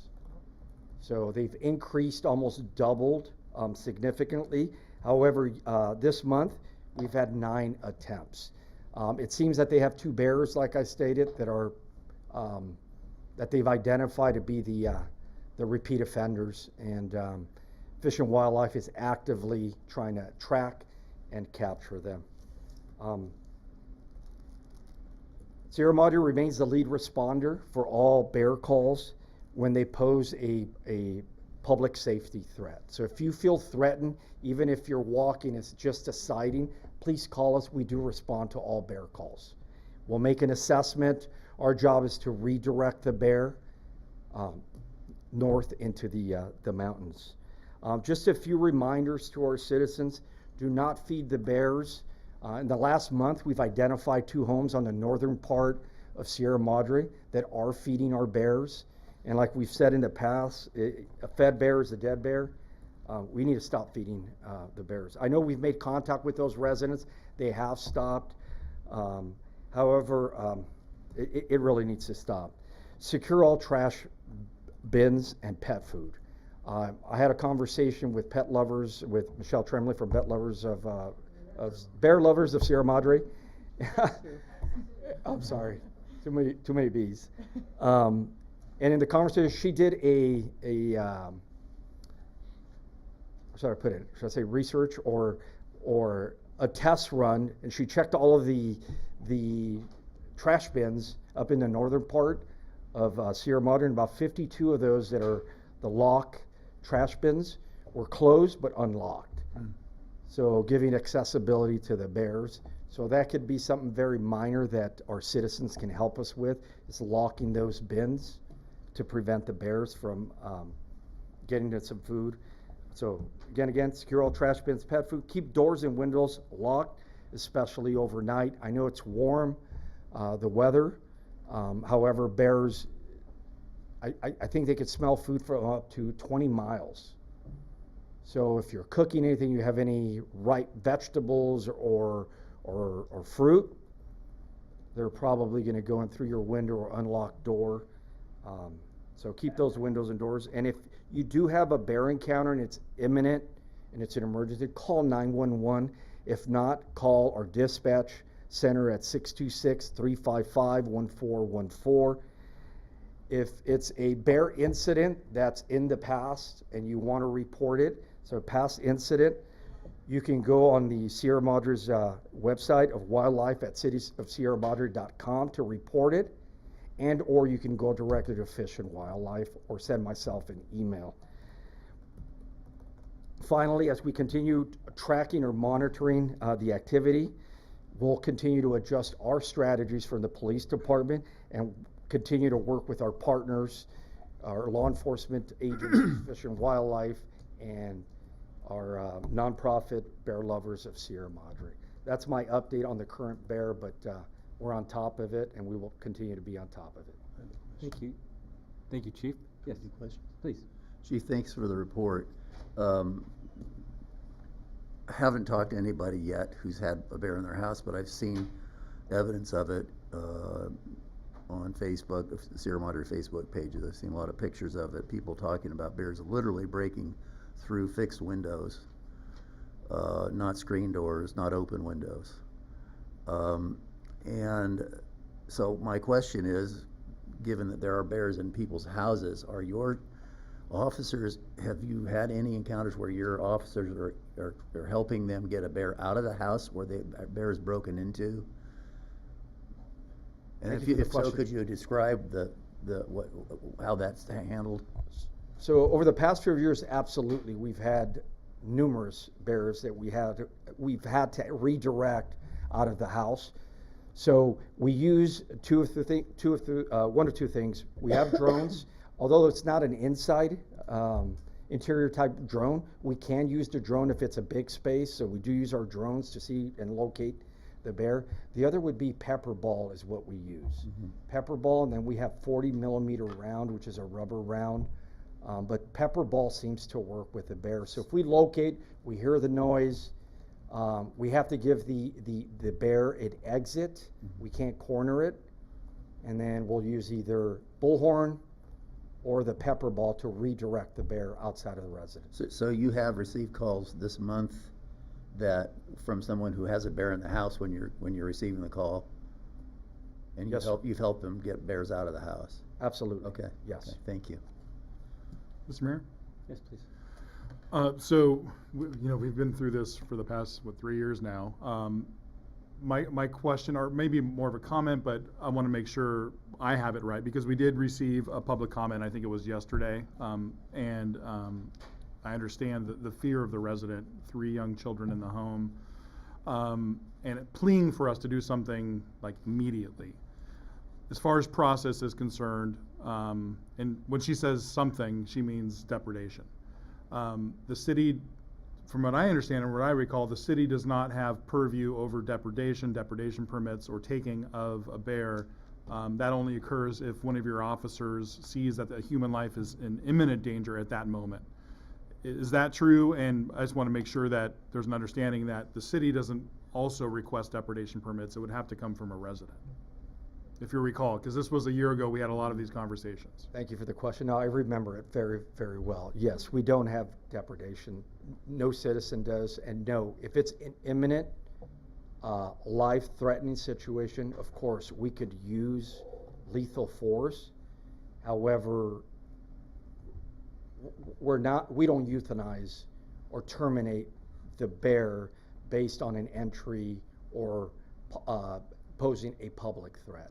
And that would be the Department of Fish and Wildlife that would have lead on that type of procedure. That is correct. Fish and Wildlife has overall responsibility. Our responsibility as a law enforcement agency is public safety. Ensure that our residents are safe, and that includes safe from the bear, from imminent threat of great bodily harm or death. That is our duty and our responsibility. Our duty is not to trap, euthanize, etc. with the bear. That's Fish and Wildlife. Thank you. And either you, as the police department, or someone in city staff has been in constant contact with the Department of Fish and Wildlife regarding these issues?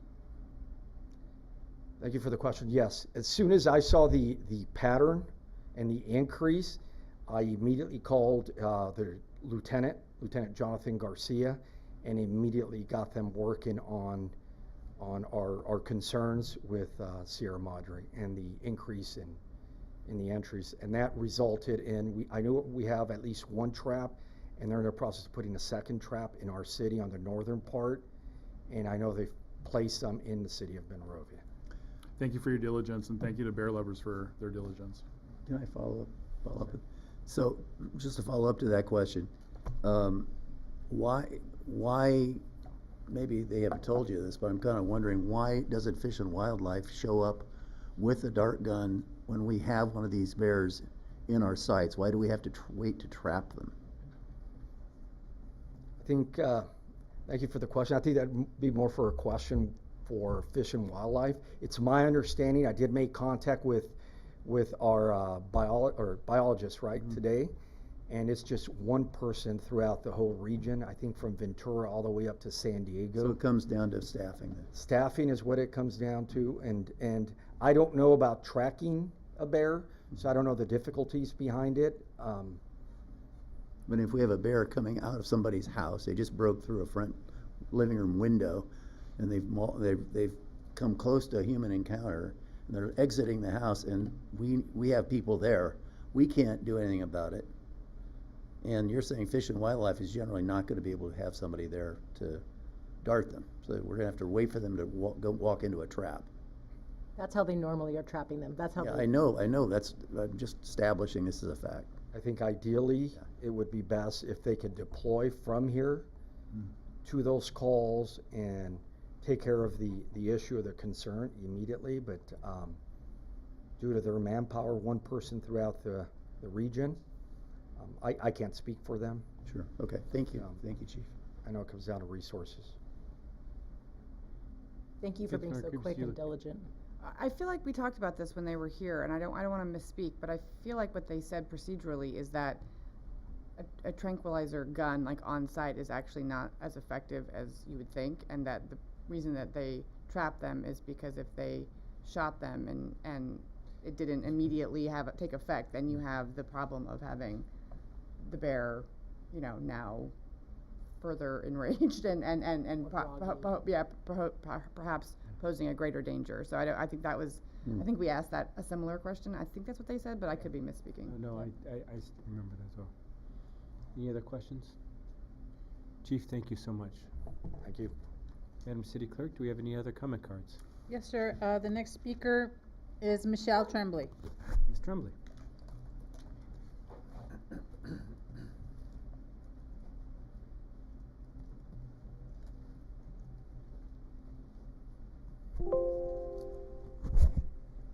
Good evening, Mayor, Mayor Pro Tem, City Council residents and guests.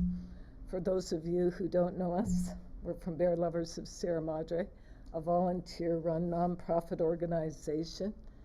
And our goal is to provide education and support to our community so everyone has access to the information to keep themselves safe and their family and their property safe.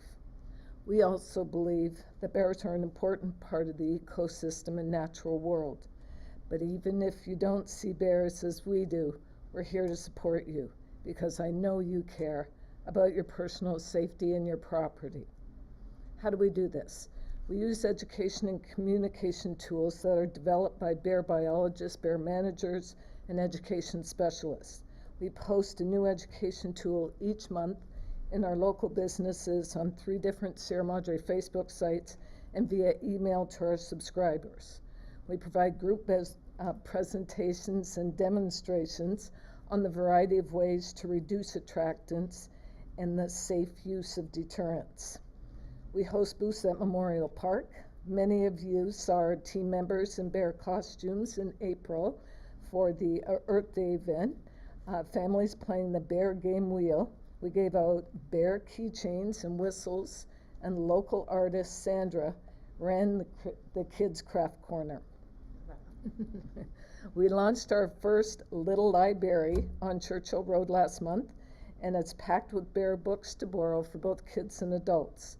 Meet Susie, the Berry Best host mom for the little library. One of the books that has been the most helpful to me, one of the most practical applications, is Living with Bears Handbook. And this is written by Linda Masterson. I've had the pleasure of working with her. We talk or email regularly. The National Bearwise Organization has helped me learn so much in the last 2 years that I never would have done without her support. We have copies of that book, of course, in our library, and of course, anyone can order it online. We go on foot several times a week on Athens Pickup Day, what we call trash talk, and to observe trash-related issues and also talk with our residents to determine what their most pressing concerns are and challenges and how we may be able to assist them. Last week, just to give a little more context to what the chief mentioned, last week we found that 52% of the bear-resistant bins that were by the curb for pickup were not latched. Now that was a pretty small sample size. It was a sample size of 40. So you just have to put that in perspective. But still, I was surprised that 52% of them, again, lid down, but not latched. Right. So that's a problem. Could I ask a follow-up question Oh, about sure. that? Were you able to tell, and I know this is not a scientific study, but were Right. you able to tell if they weren't latched or that they could not be latched? I have to admit that my bear can, the latch is no longer operative. So Yes. I don't know if you noticed if there was a systemic problem in that way, or if you were thinking more that people were just not securing the lid. Yes. So of those ones, great question. Thank you for asking that.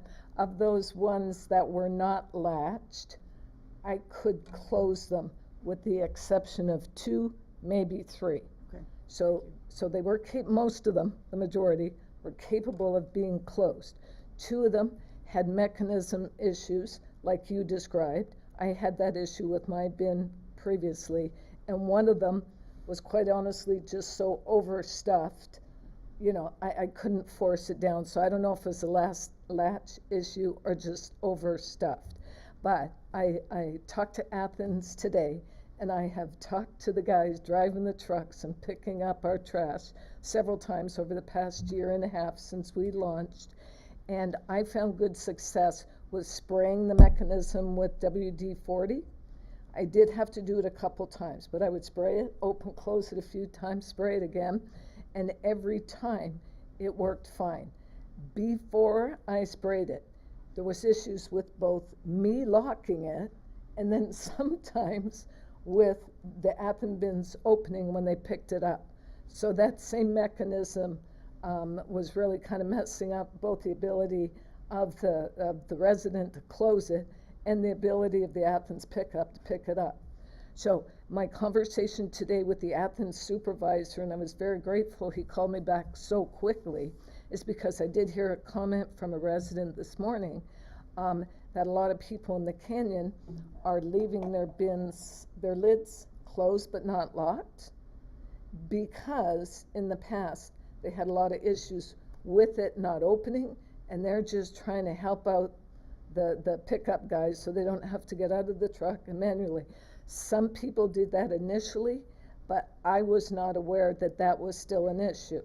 I called the supervisor, I told him our concerns and our findings, and he said he will definitely speak to the pickup guys to make sure that they are not sending the message, because this resident was under the impression that it was Athens pickup guys asking the residents not to lock the bins. So I know at least the one that I have worked with, I know he doesn't do that, because we've discussed this extensively, and he has actually partnered with me to encourage the WD-40. Second thing is, that doesn't work. So if you could wrap up a little. Okay, call Athens and they will replace it. Just tell them you have a faulty bin. Okay, the last thought I want to leave with you. The digital world that we live in makes information and misinformation instantly available. Nothing spreads paranoia faster than misinformation. I encourage you to go to our education website, bearloverssm.com. Educate yourself and learn how to utilize some of these practical safety tips. We need to arm ourselves with sound science and practical solutions. Thank you. Thank you so much, Ms. Tremblay. Mr. Mayor, the next speaker card is from Mary Carney. Ms. Carney.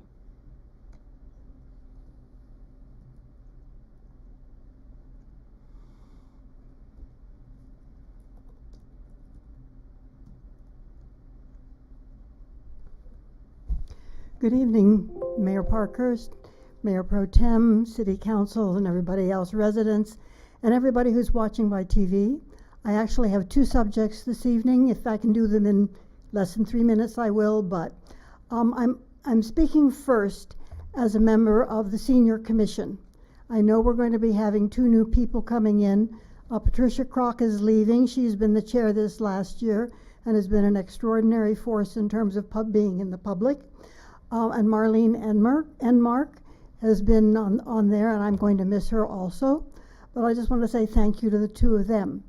But coming up, we're going to be having two new commissioners. I'm not quite sure when they're coming on, but when we were having the Older American of the Year event in May, I was advised that the theme for May for Older Americans this year was supposed to be that of flipping the switch on aging. But because Heidi Hartman was so deeply involved in volunteering in the community, it was chosen to be community volunteerism.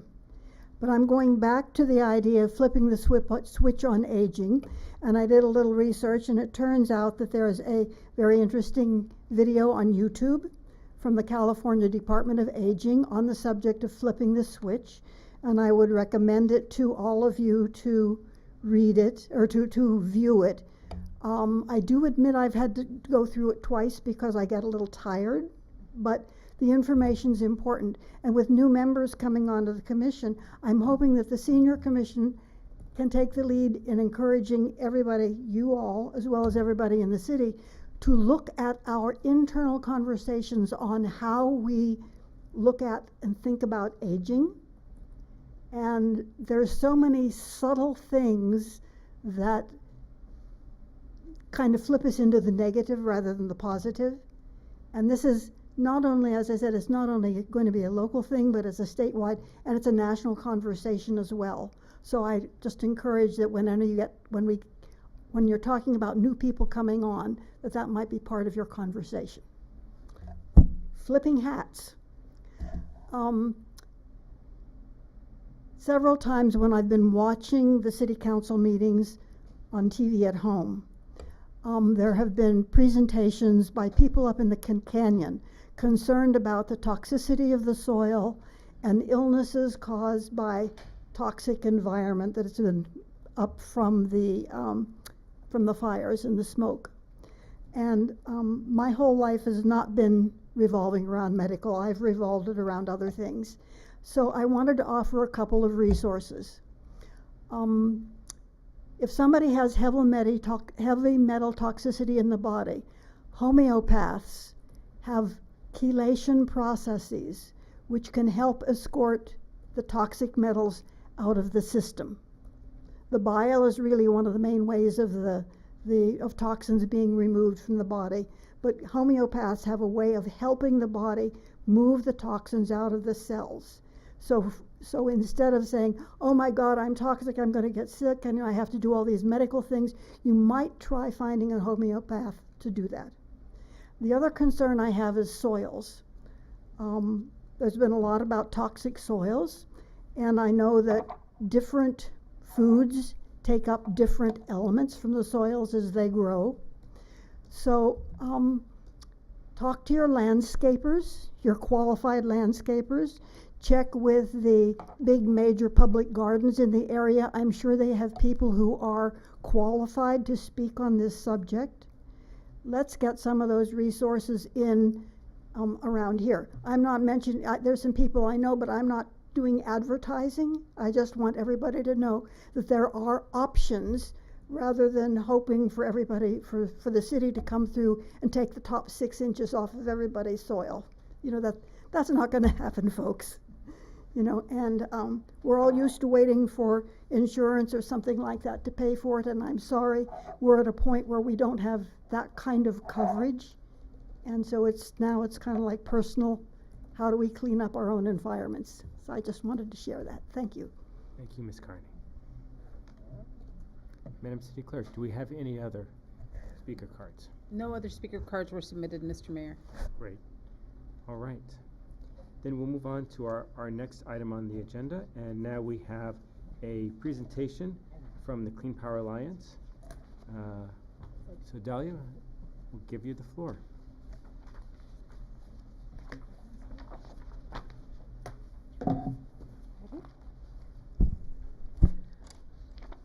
Good evening, Honorable Mayor, Mayor Pro Tem, City Council, and city staff and the community. My name is Dahlia Gomez with Clean Power Alliance, and I'm honored to be here today to give you some information on some of the program offerings for our customers.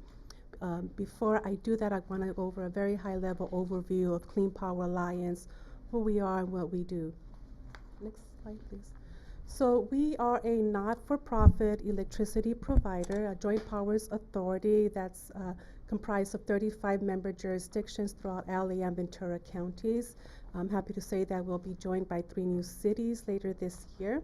We have just a little over 1 million customer accounts, and that represents over 3 million residents and businesses throughout our service territory. Something we're really proud of is that for the 2nd year in a row, we have been designated the #1 green power provider according to the National Renewable Energy Laboratory.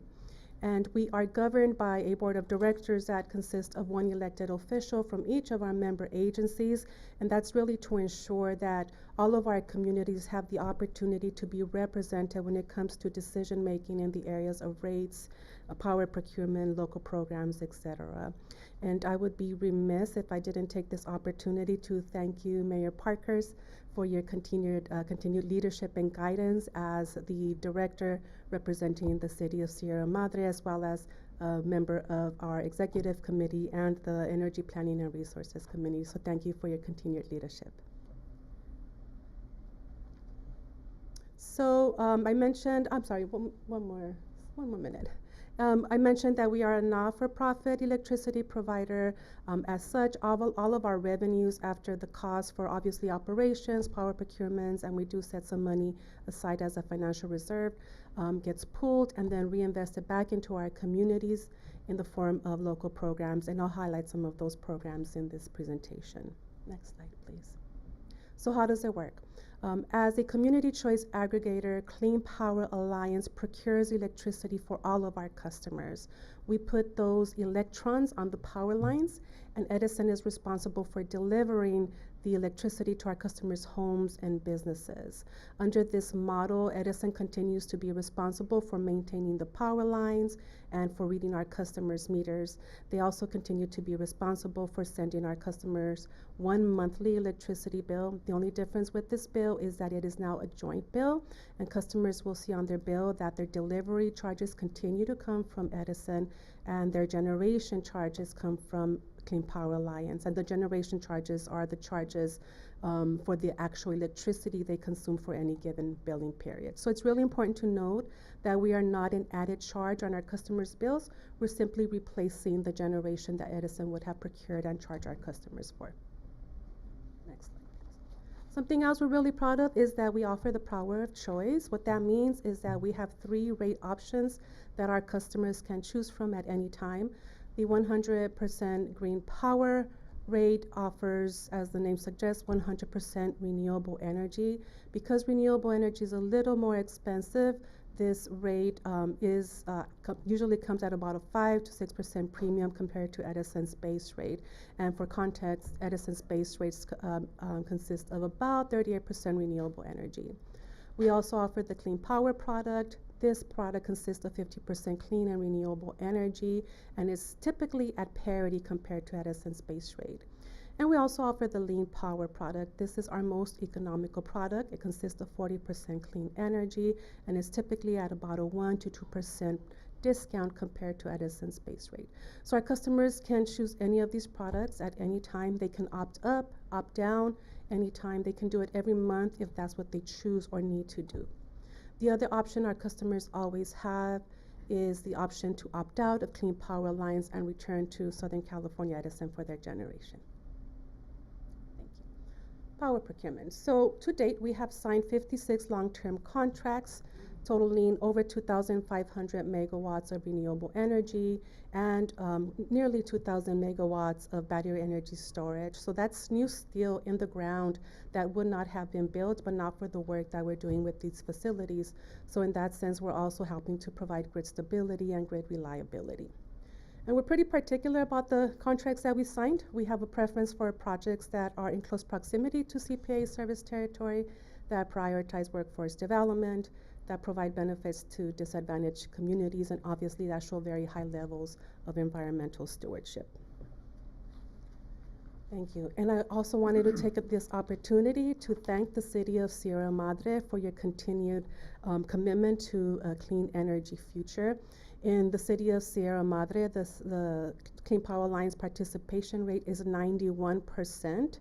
92% of those are on the 100% green power product. So that's really wonderful work that the city is doing here.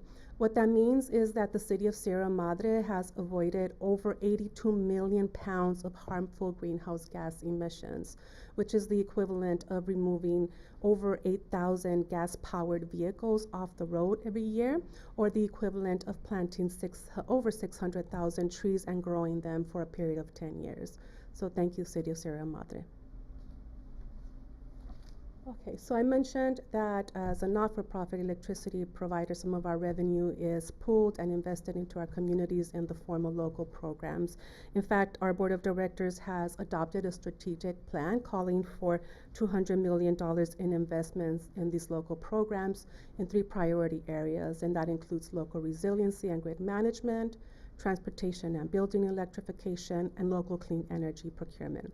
I'm going to highlight a few of these programs at a very high level. I do want to create awareness about the program offerings that we offer our customers, and I encourage anyone who's interested in learning more to visit our website. We have a pretty easy to use website where customers can click on information to learn about any of these particular programs, or they can call our very friendly customer service department to learn more about this information as well. Next slide, please. So the Power Ready program, some of you may be familiar with. This is a resiliency program that we offer all of our member jurisdictions. I know city staff came maybe a few years ago before the board to talk about this program. It is a resiliency program that is offered to all of our member agencies, as I mentioned. What we do here is we partner with our member jurisdictions and we identify facilities in the community that serve a critical need for the community. We install solar panels and battery energy storage systems so that in the event of a planned or unplanned power outage, these facilities can continue to operate for a minimum of 4 hours. We are supporting the City of Sierra Madre's resiliency goals by installing solar plus battery storage systems at the City Hall, Police, and Fire Complex here. And construction is anticipated to start in September 2025, and that is supposed to be operational next year in August 2026. Next slide. And one more. And the Energized Communities program is a sustainability program that we offer all of our member jurisdictions. This program is composed of two different programs, Pathways to Electrification and Innovation Fund. And the Pathways to Electrification program assists our member agencies in reaching their sustainability goals by providing financial and technical assistance up to $250,000 per agency. And this is to implement sustainability or electrification projects across a CPA service territory. The way it works is each member agency can choose one of these pre-established categories: building electrification, electric fleet transition, and community EV charging. And we're working very closely with staff to identify how we can support the city's sustainability goals through Pathways to Electrification. The other component of this program is the Innovation Fund. And here again, all of our member agencies are eligible to participate in Innovation Fund. Here we provide up to $250,000 to implement a creative decarbonization project in the city that falls outside of the Pathways to Electrification categories. This is a competitive grant, and the next round will open up in just a few months. And again, we'll work very closely with city staff to ensure that they have the option to participate in the program. Thank you. Right in time for summer, the Power Response Program. This is a demand response program that incentivizes customers to reduce electricity usage during times of high energy demand. This program has 4 different pathways for customers to participate, so that any customer, whether or not they have smart devices or if they're a commercial customer, if they're interested in participating in Power Response, an energy demand program, they can do so. Next slide. Okay. And the EV Smart Charge program is one of our newer programs. This is a program that we offer for our residential customers who charge at home. Here, customers can earn incentives by smart charging through the use of an app that optimizes charging to automatically occur during off-peak hours when electricity demand is lower and also cleaner. The EV Smart Charge program allows customers to save an average of about $100 per year on their electricity bills, and also to unlock financial incentives with every smart charge they do. And the energy team is not per se a program, rather a service that we offer our residential and small business customers. The energy team is a group of energy experts that is available to all of our residential small business customers who are working or thinking about electrification projects at home, whether it be installing an EV charger at home or something that has an electrification benefit. They can call our energy team, they can email our energy team, they can chat with our energy team to receive free advice on that. And here are some of the services that the energy team offers. I do want to point out that in this third quarter, the energy team will also be able to provide wildfire prevention and hardening guidance. So that's coming very soon. Next slide. Thank you. And I'm almost done. The Sun Storage Rebate Program is a program that we offer to our residential customers. Here we offer a rebate of up to $750 for an eligible charger at home. And for low-income customers, they can receive an additional $250 for, again, an eligible charger that's installed at home. And here again, sometime in the third quarter, somewhere around late July, we will also be able to provide customers in communities who live in communities with high fire hazard severity zones a resiliency adder of $1,250. Okay, the Solar and Battery Access Program is our newest program.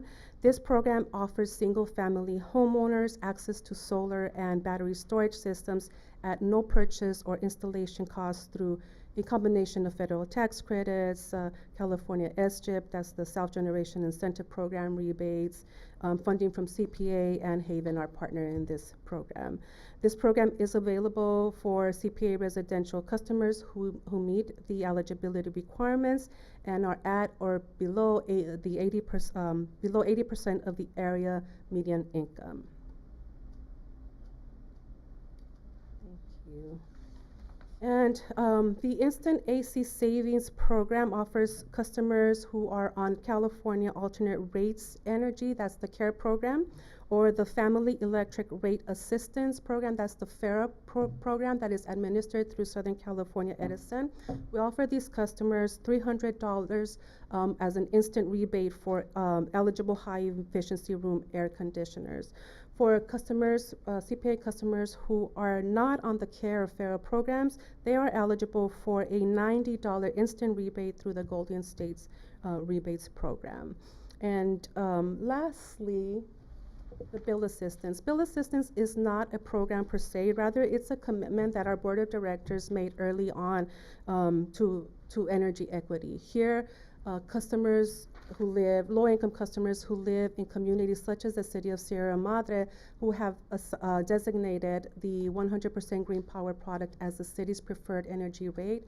These customers, the lowest income customers, will receive the 100% green power product at the clean power rate as an added discount. And here in the city of Sierra Madre, there's around 600 eligible customers for this program. And that is it for me. I'm happy to take any questions you may have.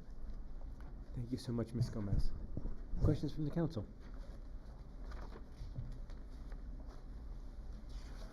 Thank you.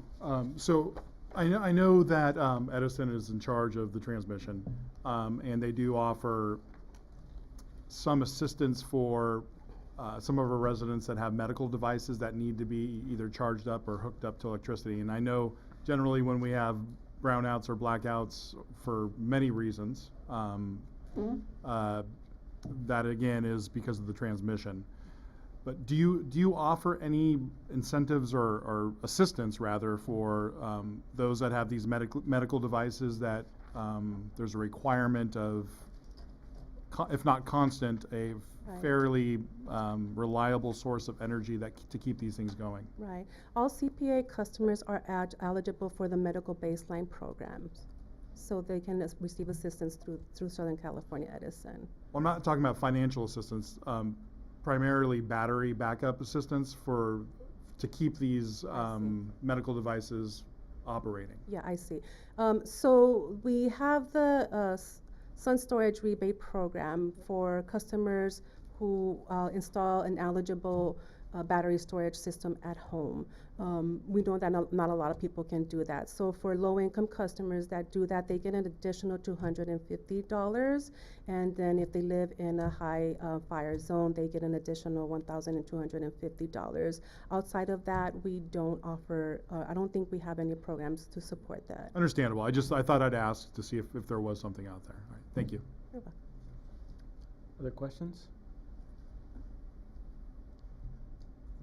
Thank you so much for bringing this information forward. We really appreciate it. Appreciate the Thank you, partnership. my pleasure. Thank you. Have a good evening. Thank you. All right. We'll move on to our consent items. Madam City Clerk, would you read the consent items by title only? Thank you, Mr. Mayor. The City Council has 2 items for consideration.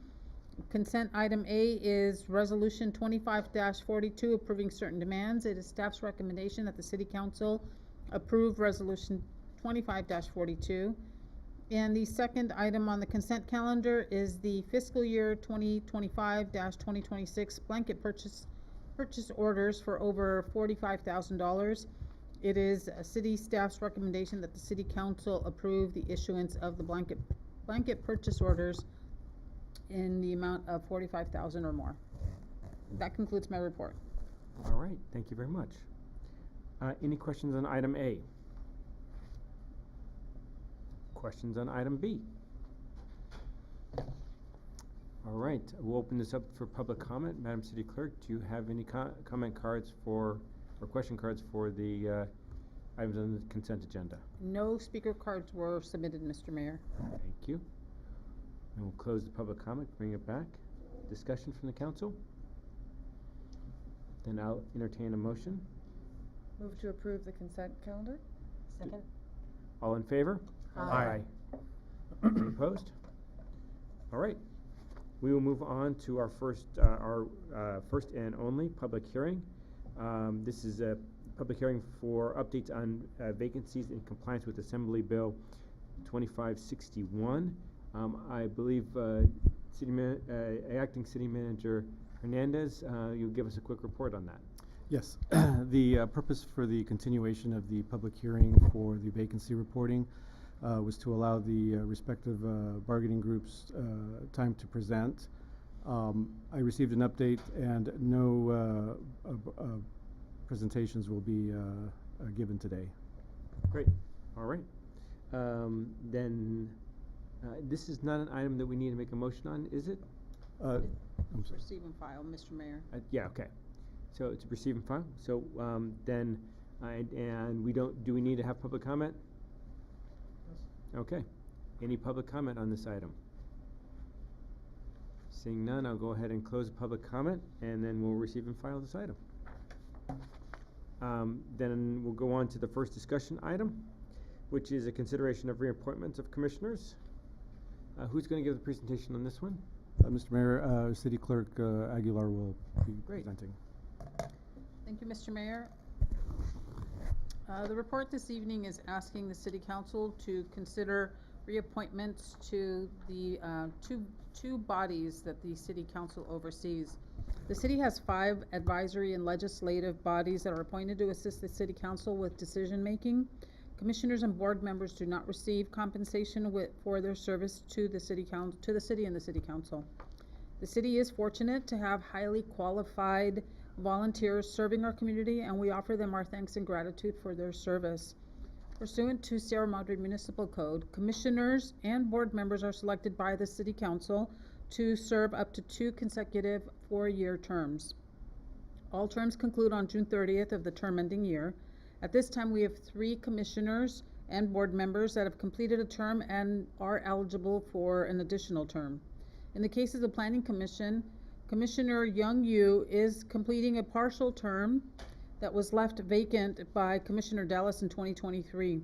Commissioner Yu is eligible for his first full-term, 4-year term, and he has expressed interest in being appointed to a full term. In the case of the Library Board of Trustees, there are 2 trustees that are completing their first term on June 30th.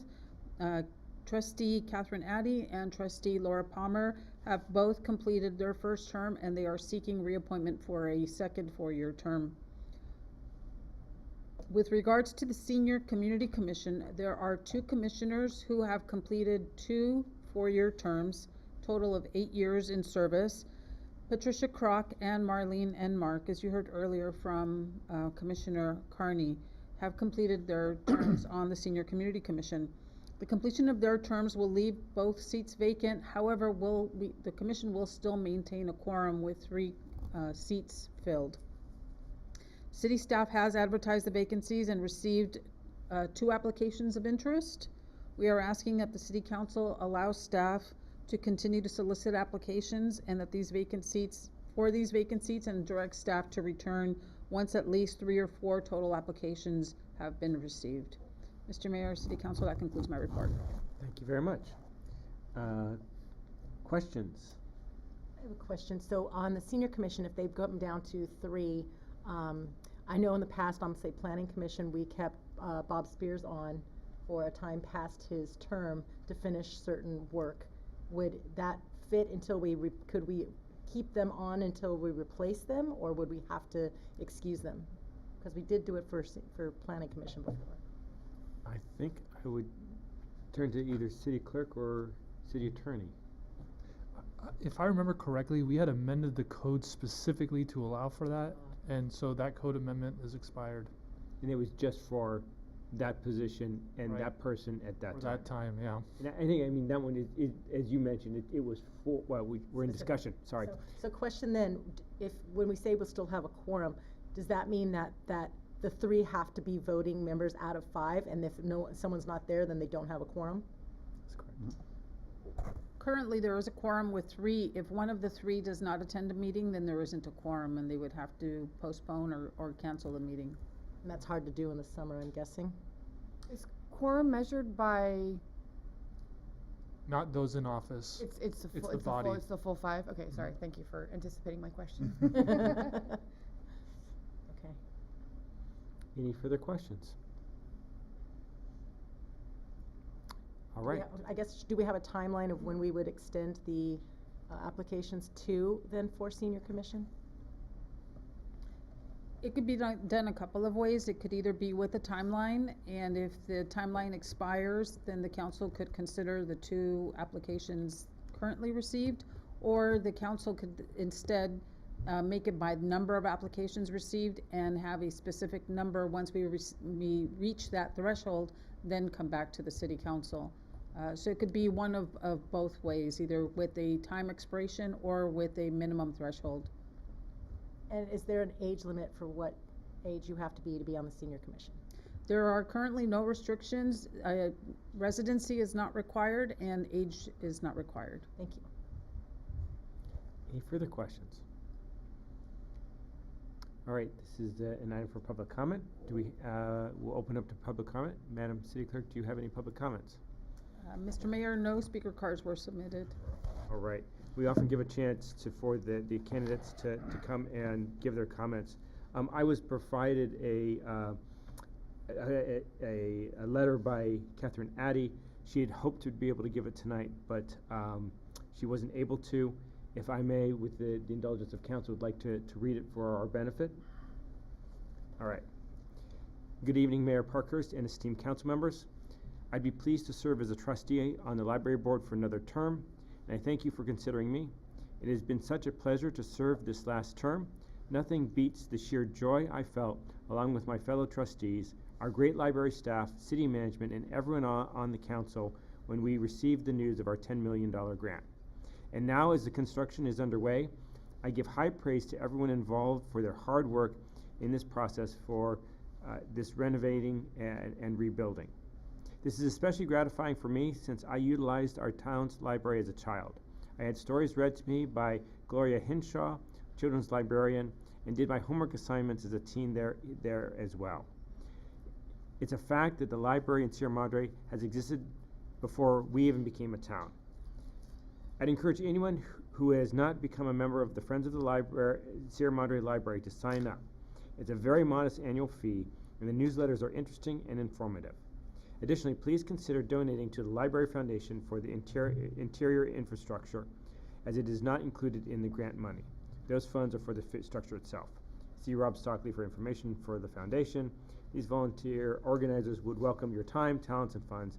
For volunteers are the true treasures of Sierra Madre. There are many fun library quotes, but here's a favorite. There's a wonderful kindred spirit of the library. People who like being in libraries. People who are comforted by books, people who like being around the ideas of the departed. And I know that whatever gods or spirits are in libraries, they're my kind of people. Neil Gaiman. Thank you, Catherine Addy. If there are no other public comments, we'll go ahead and close the public comment, bring it back for discussion. I'd like to break this into 2 quick items. The first is the commissioners that are seeking to serve a subsequent term. Are there any concerns or considerations of the 3 candidates that have expressed interest to serve subsequent terms? Other than thanking them for their willingness to serve again. Yes. Exactly. Great. Then on the vacancies, any thoughts or questions on discussion around the vacancies? Do you want to move on the reappointment first before? I was thinking we'd close everything at once. I don't know if we should. I feel like they're different, right?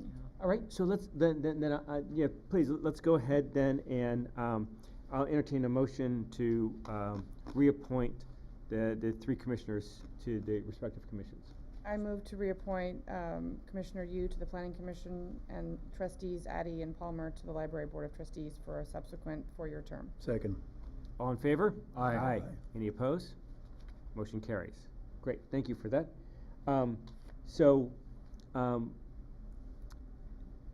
We'll have staff and the community solicit feedback for the 2 open positions on the senior commission. But I think, as Clerk Aguilar had indicated, we've got kind of options here of how long we can keep it open. We can set a timeline. It's kind of up to us to, I think we've got some latitude here in what we can do. So I'd love to hear from the council of thoughts on getting the commissions filled. Yeah, I like the thought of getting at least 4 applications in. Okay. They have very good attendance. Me being their liaison, their attendance is great. There's a meeting on July 10th. It's been moved because July 3rd would be their normal meeting time, but obviously that's a big day in town. And I want to say that the August meeting is dark, so we have time. So there will be 1 meeting with the smaller commission, but again, they have, unless Heidorf is fishing, they have really good attendance. So yeah, I think it's a good idea to, rather than time, to try our best to solicit at least 4 applications. Okay, great. I agree, and I know last time we talked about how well we advertised this, and I think we could do better. I mean, we should, what I'm thinking about now is we should have set up something at our senior day in the park with all of our stands and all our information. That would have been a great opportunity to be like, hey, by the way, we have 2 extra spots open, and I didn't think about it till just now. Yeah. But like, if we could somehow, we're doing so good at our getting word out there about the Bears and everything else, and our posts are getting so much better, and we're getting so much more, like, I would say, interactive with ability with the community. So I would like to see some better way of advertising this than just us advertising it here at council and a post, you know. And I don't even know if the web pages are updated, because I know library board the other day said it wasn't updated. So okay. Maybe some people don't even know if they go to the web pages that you know, the liaisons aren't updated, the people aren't updated. So okay. Maybe that would be a good idea. All right. I do also appreciate that Commissioner Carney came aboard in part because she was named, you know, the outstanding older American for Sierra Madre, and I wonder, I mean, obviously we can't require it, but you know, strongly encourage those who are nominated / win the Older American Award to consider, you know, volunteering or applying to be a commissioner. I think that's a nice. You know, I mentioned it to Commissioner Carney, and she noted that this year's recipient, Heidi Hartman, is obviously quite involved in many things, and that's probably going to be the case for many of those. But you know, I think it was a nice, to me, it was a nice continuation that Commissioner Carney decided to do that as an outcropping of her award. And so it seems to me like that if we could include that as part of the messaging around the nomination and awarding process, that could help at least raise awareness. And, you know, and maybe consider those who were nominated and didn't win, that, you know, if they were on the commission, then their chances of winning might be higher. Actually, no, they can't win. I'm sorry. Take that back. That's not a perk. Other discussion items? So I think the guidance we have is to continue to promote this. We've got our communications team here, so I know they'll take that away. You know, all of us in the community, we've got a few events here, so it's a good reminder to all of us to do it as well. And I think maybe the thing is that we put it on the agenda for our, when we come back.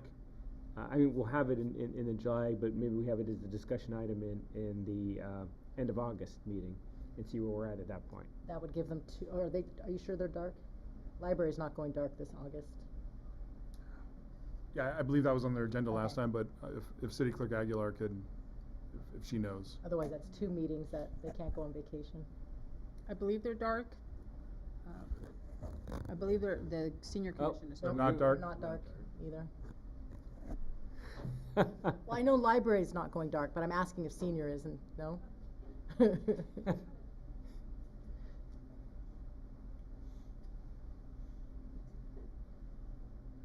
Layla Regan, your friendly neighborhood city librarian. Last night, the Library Board of Trustees voted to have an August meeting, so we will not be going dark. The main reason is there's just a lot going on with the library right now, and we're looking forward to the grand reopening. Yeah, we were asking about the seniors, though. Do you know if the seniors? Seniors, I don't know. Okay, that's. I don't think we have anyone here. Okay. All right, any further discussion? All right. Staff, do you have direction to continue? Yes, Mayor, we do. All right. We'll move on to our final presentation item tonight. We welcome up Senior Planner Joshua Wolf to present on facilitating recovery after the Eaton fire, discretionary demolition permits.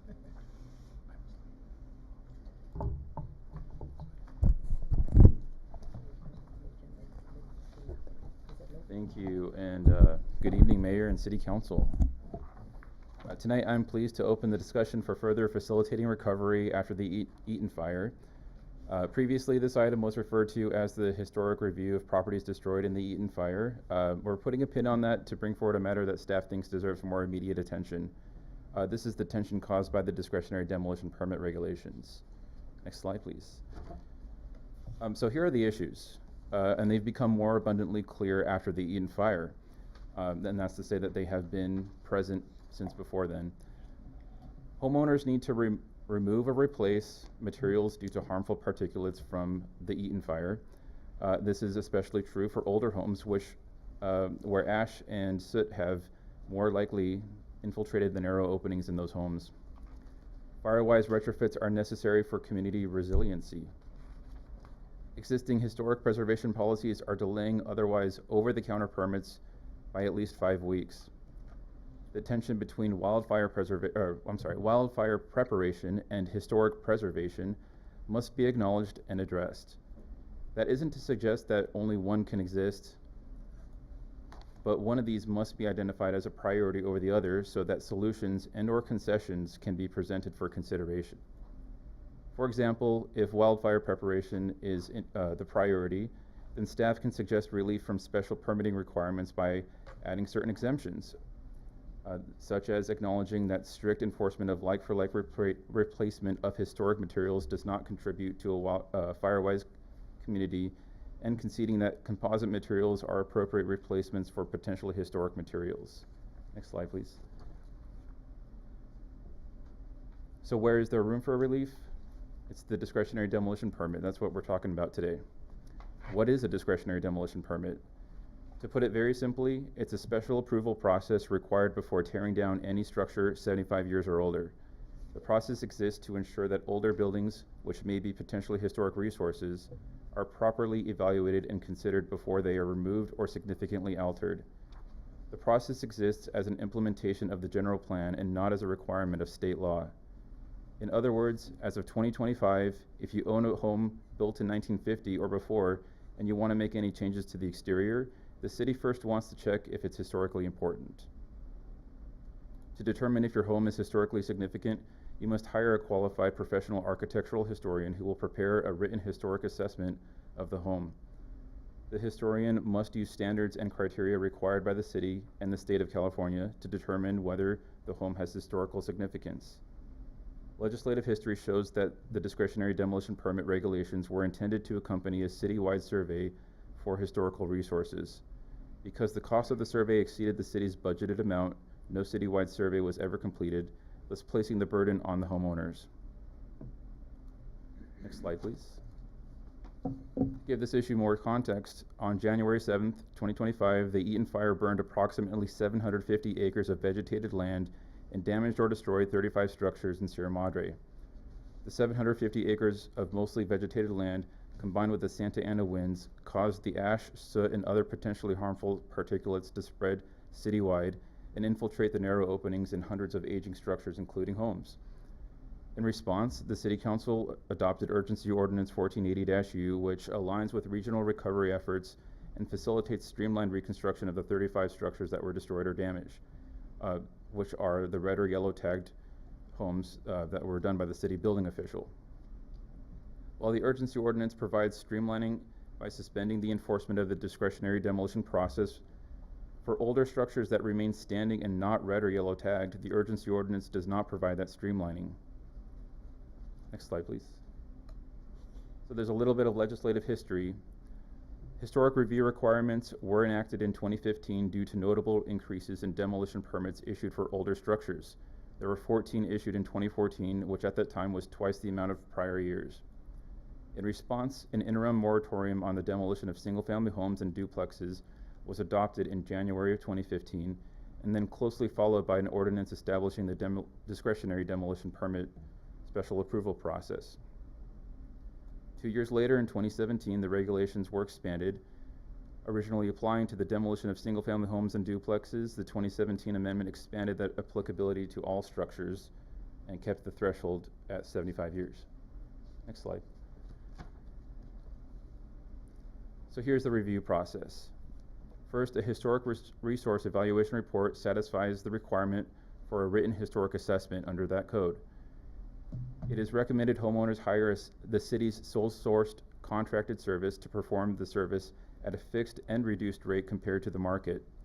Homeowners may use their own service granted it provides the same or better service and produces a report to the same or better standards. Replacement plans can be as simple as understanding what the replacement materials are proposed, but becomes complex if demolition is required for an addition or a whole new structure. Replacement of a window does not typically require any other discretionary permits, but a complete demolition of a single-family home for the development of the land at its highest and best use likely will. Public notice is at least 2 weeks. If the replacement project is subject to a public hearing, the notice includes the meeting date and time. If there are no other discretionary permits required for the project, the decision is made by the director. If there are other discretionary permits, the decision might be made by the Planning Commission, and that depends on the type of discretionary permit. Next slide, please. Since the adoption of the discretionary demolition permit process, an average of 25 assessments have been conducted per year, peaking at 41 assessments in 2024, and thus far in 2025, 22. That's 22 assessments this year. Falling behind the average number of properties coming to age by roughly 20, and that means that for every year in the past, there have been 60 properties coming to age. When the process was established, there were 1,150 applicable properties not assessed. Today, that number is 1,585. The reason for the dramatic increase can be traced back to the post-World War II housing boom. And just so everyone can see it, if you can click one more time, please. There's a little pink bar. Sorry, go back one more. There's a little pink bar at the bottom. You can barely see it on the projector, but on the television screens, it's a little more visible. That hot pink color is emphasized to show the assessed properties that were found to be potentially historic resources. And thus far, 25 assessments have been conducted on the post-World War II properties, none of which have been found to have any historic value. We can go back to discuss that a little bit later, but I just want to move on for now. So using a simple projection of the proportion of eligible properties within the evaluated properties, that being 20.8%, one could estimate that there are 330 out of the 1,585 properties not evaluated that could be eligible. However, because a large share of those properties were built during the post-World War II housing boom, it wouldn't be unreasonable to estimate something much lower. Between 1941 and 1950, an average of 60 properties were developed per year in Sierra Madre alone, with peak rates occurring between 1946 and 1950, at an average of 106 developed properties per year. So if we assume that there aren't any historically significant structures built during the post-World War II housing boom, then at least 330 figure I said earlier could be better estimated at 216. However, this is not going to be accurate because mid-century modern architecture has a period of significance that's roughly between 1947 and 1970. That's all to say that historic review is still an important factor, and the threshold at 75 years is not, changing that might not be an appropriate measure. So moving on to the alternatives here, I'm going to break down each of these alternatives. For the first one, City Council might direct staff to continue enforcement of the discretionary demolition permit process, status quo. Staff does not recommend this action because requirements under the discretionary demolition permit ordinance will continue to delay the quick recovery of older structures that were not red or yellow tagged after the Eaton fire. The second, City Council might direct staff to amend ordinance number 1480-U.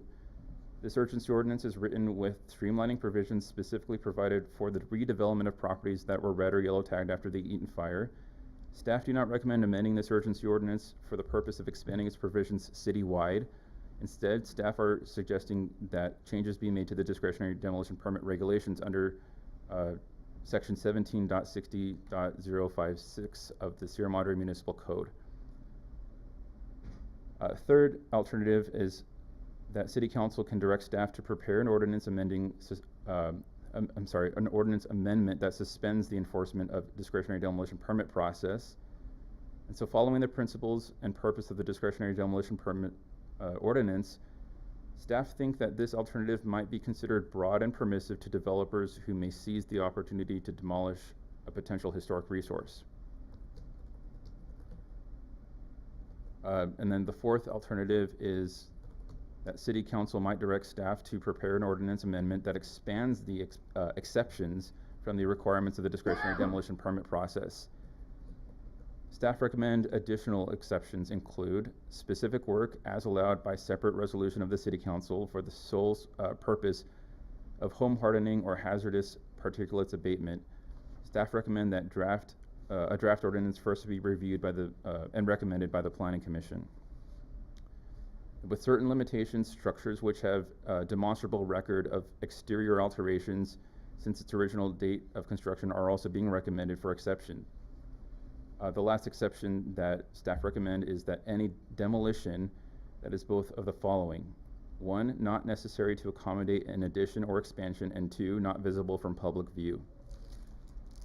The fifth alternative is that City Council might direct staff to streamline the certificate of economic hardship process. Now that's a slightly separate subject. I can go more in depth if the City Council wishes, but I'd like to move on to the next slide. And I do have a correction to this slide. I had highlighted 3, 4, and 5, and I actually want to correct that staff is only recommending actions 4 and 5 at this time. And that concludes my presentation. I'm happy to take any questions. Thank you, City Planner Wolf. Questions? Mr. Mayor? Yes.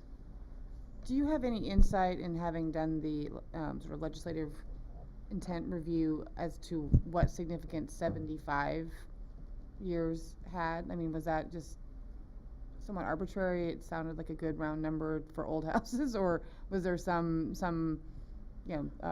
reasoning behind that as to making homes pre-1940 somehow were perhaps of more significance? Thank you for the question. It's a very good question. I don't have a direct answer, and I don't have much insight as to why. If 1941 was that threshold, that might have been that pre-housing boom era. That might have been that idea to say, we understood that whoever made that legislation or wrote that legislation thought at that time that pre-World War II housing boom houses might have been more significant than post that time period. But as I said in the presentation, mid-century modern homes, which subjectively might be qualified as significant, fall within the 1947 to 1970 period. Can I intervene? Please. I was present during those discussions, and the number 75 is a product of negotiation between the council. Some of us wanted it longer, some of us wanted it shorter, and we found it a happy medium, 75. All right. What do the other cities surrounding us use? I believe the city of Pasadena uses 50. And Arcadia, Monrovia would be an interesting one. What do they use? I am not sure. Other questions? Thank you, Planner Wolf. So how many residents have come to the desk that are non-yellow or red tagged that want a demolition permit? Has this been a thing that we've been seeing?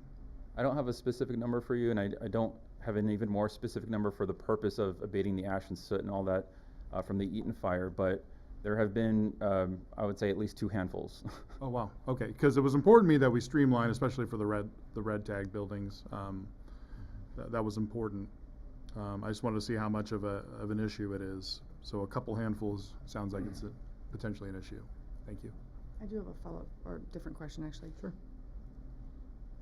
So it seems to me that the tension here is obviously providing the relief that you've described for folks who want to do the right thing and either home harden or be able to remediate after the fire damage, and that totally makes sense to me. And, you know, we just talked about the arbitrariness of a year, you know, demonstrating or being the proxy for potential historic value, not being precise. So we have this kind of tension between certainty and flexibility.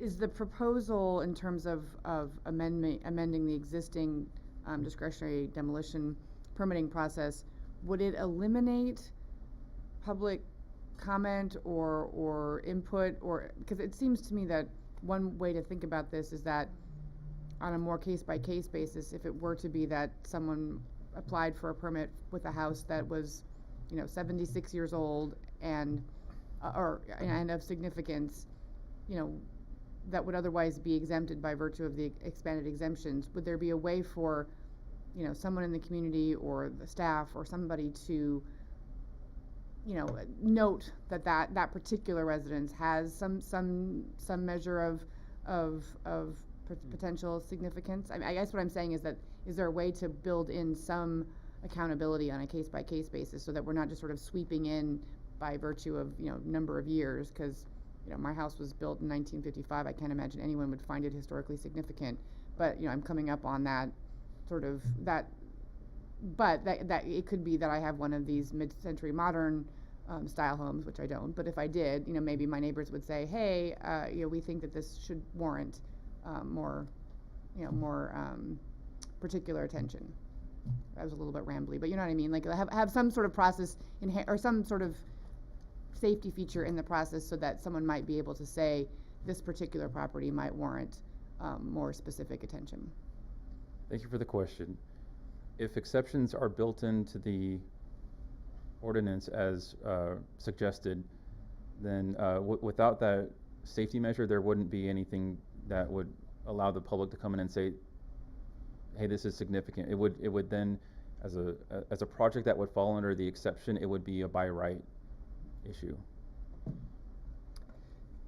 Following up on that, for the time period of 1941 to 1950, or actually from the mid-century modern period, is that, are there clear definitions of what a mid-century modern home looks like? Design elements? That's a great question. I usually leave that up to the professionals, especially the architectural historians who know exactly what all the characteristics of those styles. I'm certain, you know, you and I could point out at a home and say that's mid-century modern, but I have been mistaken in that in my own experience. So, are there objective design standards that can be created for that? There might be, but that might result with some slipping through the cracks and some slipping in those objective standards that don't otherwise actually apply. Okay. Fair. Yes, please. I was going to add that the historic designation isn't just limited to the architectural significance of the site. It's also related to other historical factors like who may have lived there, what use the home may have had, so things that aren't visible. Okay. Cultural significance. That only the report would reveal. Your cultural significance is that you've lived there as mayor. Yeah, no, I categorically reject that. But I mean, I guess I would also say that if a home had particular significance that no one knew about it, I guess it sort of calls into question how significant it is. But yeah, I take your point. What's the cost to do a historic review? The report is at a base of $1,660. $1,600. Okay. Yes. And then if you wanted to have that discretionary demolition permit, what's the cost of that permit? Roughly, that's about $1,300. $1,300. Okay. And what's the length of time it's taking for the assessment? The assessment takes at least 5 weeks. At least. Oh, I'm sorry. The assessment by itself takes 3 to 4 weeks. And then the permit issuance, the discretionary demolition permit, how long does that take for issuance? Well, it has to run the 2-week noticing period for public input. Once that has run its course, then the decision is made. Okay, so it's 4 to 5 weeks between the two things? That's correct. Minimum. Okay, yes. How are historic homes designated in our system? Under one of two criteria. It can sometimes fall in both, but that was the architectural criteria and the cultural significance criteria. I thought that there were like 5 different criteria that homes are tagged with in the system. Is that right, or is it just 2? The general plan actually identifies 4 different criteria, but codified there are only 2. Okay. So when you go and look in the system, there's only 2 designations, or there's 3 designations at some level on homes. It's not historic, or historic for people, or historic for buildings, something like that. I'm sorry, could you repeat the question? Sure. So in the system, there's basically 3 designations, or actually 4 designations, I think. One is it's been assessed and it's not historic. One, it's not been assessed. Third is it's been assessed for people living there, and 4th, it's been assessed for architectural elements of the building. Or cultural. Not necessarily people living there, but it's used. Cultural. Yeah. Okay. Thank you. Thank you. I understand your question, and it ultimately depends on what scope you're looking at. So, yes, there's either it's significant or not significant if it has been reviewed, and then there's from the data I had presented in the report, there's not reviewed yet because there hasn't been any proposed exterior alteration, which is that 1,585 property figure, right, versus the 226 that has been reviewed. Of those 226, you can get more finite and find that there have been some that are deemed eligible and some that just don't have any qualifications for meeting any criteria of historic value. Within those that are eligible, there can be those that are architecturally or culturally or both. So we have 25 homes that do on average do historical assessment a year. That's right? correct. So if we were to freeze time right now, freeze the number of homes coming in, which doesn't happen because every year we get more homes in. So it's going to, am I right, it's going to take 63 years to do the assessment of the 1,585 homes at current rate? That's impressive that you have calculated that. I would have to cautiously say that because the rate that it's coming in with the new homes that are coming of age, that is increasing in number. So, as I said, the past years it's been average of 60 per year. It's actually going to increase, and due to the housing boom of the post-World War II era, we're getting 100 homes per year that are coming of age. So, by that projection, is the minimum. We will never finish our review until who knows when. Can I ask a question on what would be reviewed? So, for instance, my house is over 100 years old. If I had a new roof done, do I have to have an assessment done just for the new roof? Or if I change the windows to double paned, or what triggers it? If the existing roof on a building is a historic material such as wood shingle roof, and you wanted to change it because maybe the building code says that you have to, and no contractor will sign a contract that says I will put a wood shingle roof on this, and they'll only do a composite shingle Class A roof that's fire resistant, then that would require historic review. And there are no wood shingled roofs in Sierra Madre allowed, correct? None fire new. Codes. Right, that is correct. So following up on that, so we could say that you could replace the roof with no historic review because we know there's no wood shingle roofs. Is that right? I don't think we're saying there's no wood shingle roofs. No, there aren't actually. That was a prior fire code, I believe. We required people to demo their existing ones? Years and years ago, years and years, down to the high severity zone. So I think it was down to Grandview. You can check it, I don't remember, but it was a previous fire code based on press history. Was it for people couldn't put new roofs or build new houses with that, but we required people to actually demo their existing roofs? Wow. That's why if you drive up in our area, you don't see any wood shingled roofs, neither in Altadena or Pasadena, north of the foothills. So not none in Sierra Madre, but none above Grandview. I don't think in Sierra Madre, if I remember right, don't quote me on that, but I believe that was the case back in, I think it was the 80s or the 90s. Just a weird thing I would know. Thank you. So if you're contemplating option 4, these would be common sense amendments that the planning department is, in preservation department, is considering, and then those considerations would then go to the planning commission? Is that the process?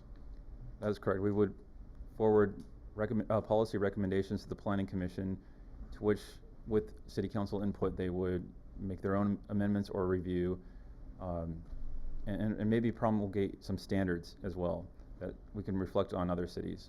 So are you looking for specific policy recommendations for 4, or do you feel as though the planning and preservation department has those ready to then present to the planning commission?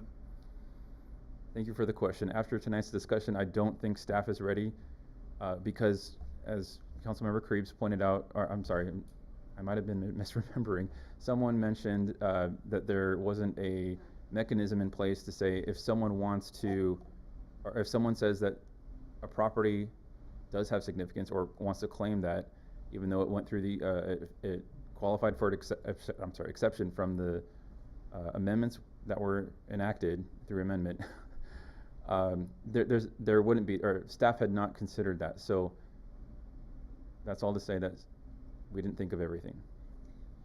How long did the process take to go through the planning commission and then be able to be implemented?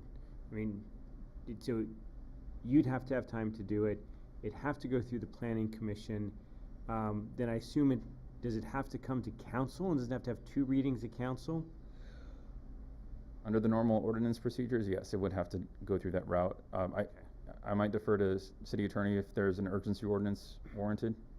You wouldn't be able to do an urgency ordinance here. I don't know that you can make the findings unless it's somehow tied directly to the fire.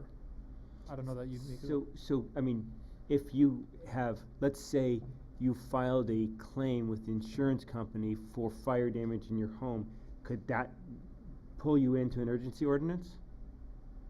But you're giving an example of a single home, but the ordinance applies citywide. So the justification for the urgency ordinance would have to be citywide. Be any home that filed a insurance claim associated with the Eaton fire is part of whatever the urgency ordinance is. Well, right, but are we talking about expanding the urgency ordinance to include homes that aren't already included in the urgency ordinance? I don't know yet. So we have to get to discussion. The urgency ordinance is only red and yellow taped. Correct. Buildings, so that does not fall into it if it's a home that And those are needed to already replace suspended. windows or needed to do something in order to. Correct. So this is already in effect. This historic review does not apply to those homes. Red and yellow tagged. That have been red and yellow tagged. Right. Okay. I think yeah, we can talk about that in discussion. I know where you're going, but let's do that in discussion. Yeah. Can I ask you a question about the survey? So these ordinances were put into place with the understanding that the city would do a citywide historical assessment of all the homes that were 75 years or older.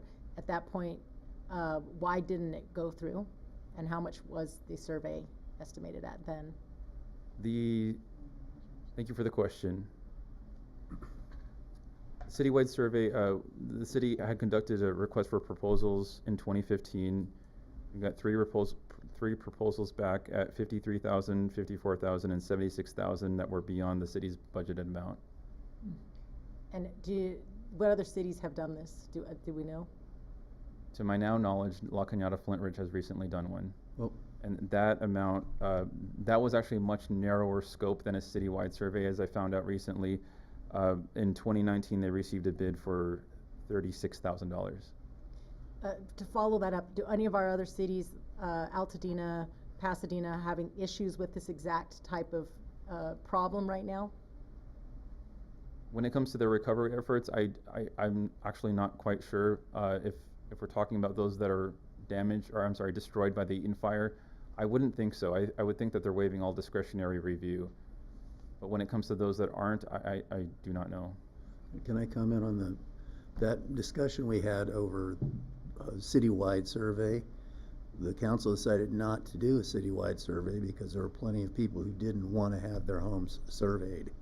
Apparently the city had already gone through that back around 1999, 2000, and they surveyed people, found out that they were on this list, and they got very upset, and so we got the feedback in 2015 during those council discussions.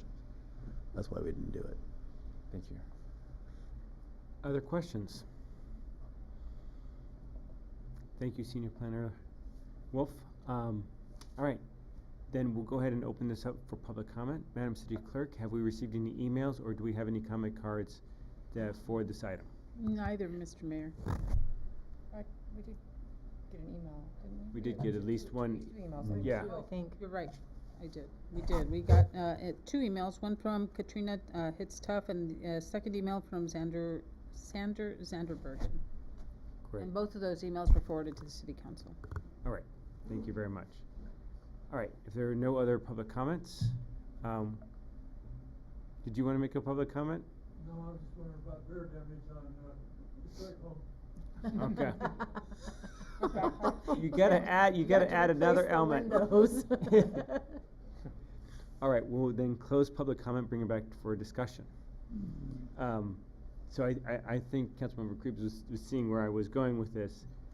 I mean, there's a couple of ideas that I have going around, but maybe Councilmember Goss, since you've been through this, would you be willing to kick us off with kind of some thoughts and discussions on it? I think that might be really instructive and helpful. Well, I recall the council discussions earlier about this. Some of us were not real crazy about an aggressive historic home assessment because that has an impact on our housing stock. It makes it harder to, when you have a historic home assessment, you got to go through, and let's say you get assessed as a historic home. Now you have added costs and added regulations, and that is a deterring factor for expanding, developing your home and expanding the housing stock of the city, which expands our revenue source through property taxes. So the fact that we had a 75-year, some of us wanted it much longer, some of us wanted it much shorter, seems to me we've run right up against the reasons why I was opposed to it right here, because we have a situation where people are literally unable to do what they need to do or facing high costs to do it when they actually have very significant cause to fix their homes. And if this Firewise Council kicks in, this is going to be citywide. We could have a lot of people having to, well, we'll make the decision, I guess, but we could have a lot of people having to decide whether or not they're going to have to go through a historic assessment just to have, you know, new vents put in the roofs. That's crazy to me. I think I would definitely, I like alternative 4. I think allow the council, the staff to go and kind of carve out some specific areas where we can just, I think we've already seen them in the report. Maybe they can think of some more, but it seems like we need to carve out some areas, free them of these regulations so we can get some of these things done. In that line, I really appreciate the idea of being able to allow for it to look the same, appear the same as a traditional historical window or feature of the home, but with modern technology that is fire hardened, and not just fire, but also environmentally sound. So I think I agree with you that I like that idea. I do agree with you too that when that did happen, where homes were designated, whether the person wanted it or not, they were designated as historic. And I don't remember if you can answer this. Was it designated as historic by a personal assessment of just the planning department, or did they all go through the historical assessment through a certified? They were just landmarks. I think it was the Historical Society. I think. Yes, it was an outside organization that did it, and then there was a list, the famous list of all these homes, and there were people who did not want to be on that list, but it was a public list. So that's a weird question too. Now, those homes, are they automatically stuck on that list, even though it wasn't done? I don't know what happened to that list, because I know there was. I'm pretty sure we talked about this before. I think there was a process by which they could undesignate themselves. Yeah. Senior plan. Yeah. I can shed some light on that. Okay. Yes, there's an initiative ordinance conducted, and this is 2001, where we sent, not we, but the department has sent every property owner who was on that initial list a letter allowing them to de-designate themselves from the list. And we did receive de-designations. We have those on record. Not everyone responded, and so some have since, unaware of that of that noticing process, were left on the list. And so that the window for de-designation is long over at this point. But what right now is the significance of that list? Pretty much nothing, right? They want to do Well, something they with their actually are property. under the list now of being a historical building. Are we treating them that way? Yes, they have to be, that's law. Did they have a historical assessment? No. Because we're talking about, so. So I sort of feel like the criteria under which they were designated is not really how you would typically get designated. So it seems like the designation is suspect. So the initiative should have been, everyone is undesignated unless you choose to opt in and have an assessment done. That should have probably been the correct way to go about it. But I mean, and it might be moot because many of these houses are probably over 75 years old anyway. The list was adopted by City Council at that time. So the basis for which they were designated are probably on a record of the Cultural Heritage Commission, which we do not, we no longer retain records of. Thank you. So I think with the direction some of the other council members are going, my thoughts kind of break into a couple different categories. I think some of the guidance is on things that are kind of easy to allow. I think the roofs is one that like should be straightforward. I think as Councilmember Lowe was saying, or Mayor Pro Tem Lowe was saying, was that fire hardened but looks substantially similar. That seems to be pretty non-controversial. So if you're going to replace siding, wood siding with a vinyl siding and it looks the same, similar size, similar style, that seems to be a decent guidance. If you're doing stuff that's out of the view, that seems to be like reasonable. That still keeps the look and the feel in the city. Like there's a couple of criteria that I think that we may be able to do to make life easy. And then if you're going to have a big remodel, something that's going to dramatically change the footprint of the house, well, one, you're going to go before the Planning Commission, and two, the cost of $3,000 in the grand scheme of like doing everything else that you're doing is probably pretty small, and it may be worth having it as part of the process. So those are, I'm throwing that out as kind of some of the things I've been thinking about as this item is jostled around in my brain. I'd like to ask the question or propose that some of the more objective standards and the similar look, I think, sort of to slide a little bit into subjective versus objective, but it seems to me that we could have a discussion around whether we think the rationale for the changes, be it home hardening, be it remediation related to the fire or other natural disasters, whether that in itself is objective criteria, somewhat irrespective of the change it might, impart to the look or of the house. Because I mean, personally, I'm sort of the view that I'd rather have a standing house that looks different than a historic house that burns down. And I think given the time that we're in and the climate realities that we're in, I think we have to be realistic about wanting folks to harden their homes, not just for their benefit, but for my benefit, so that my house doesn't burn down. And I'd like to suggest the perhaps radical, and sorry to the Planning Commission, that some of those objective things, I'd like to entertain doing that ourselves and not going through Planning Commission. I'm not sure some of these, sort of more objective things that, I'm not sure we need that extra time frame, and I'd like to be able to give people the ability to skip this step if they really are looking to do the kinds of things that we're talking about in terms of remediation, at least for the, current situation, maybe not all natural disasters, but these particular ones, and or home hardening, and just, I think we have expertise now, given how much we've dealt with all of this, that I'm not sure that we necessarily need to extend that process. Councilmember Krebs, one point on that. State law does require that any amendment to the zoning code go through the Planning Commission first for recommendation. The only way to get around it is emergency situations. All right. So what would be part of the zoning ordinance? All of the. The entire Title 17. Yeah, all of the demolition Anything, stuff, so it's yeah. everything in the demolition. Unless you did an everything. emergency for a certain span of Yeah, time. okay. Like to fix your home right now because of the disaster, but it, Right. and maybe expand it to remediation beyond yellow and red tagged. Right. I mean, I like the idea of, and poke holes in it is if you have filed a insurance claim associated with the Eaton fire, you can avoid the historic assessment. I mean, that to me seems like we could make that as part of an emergency ordinance.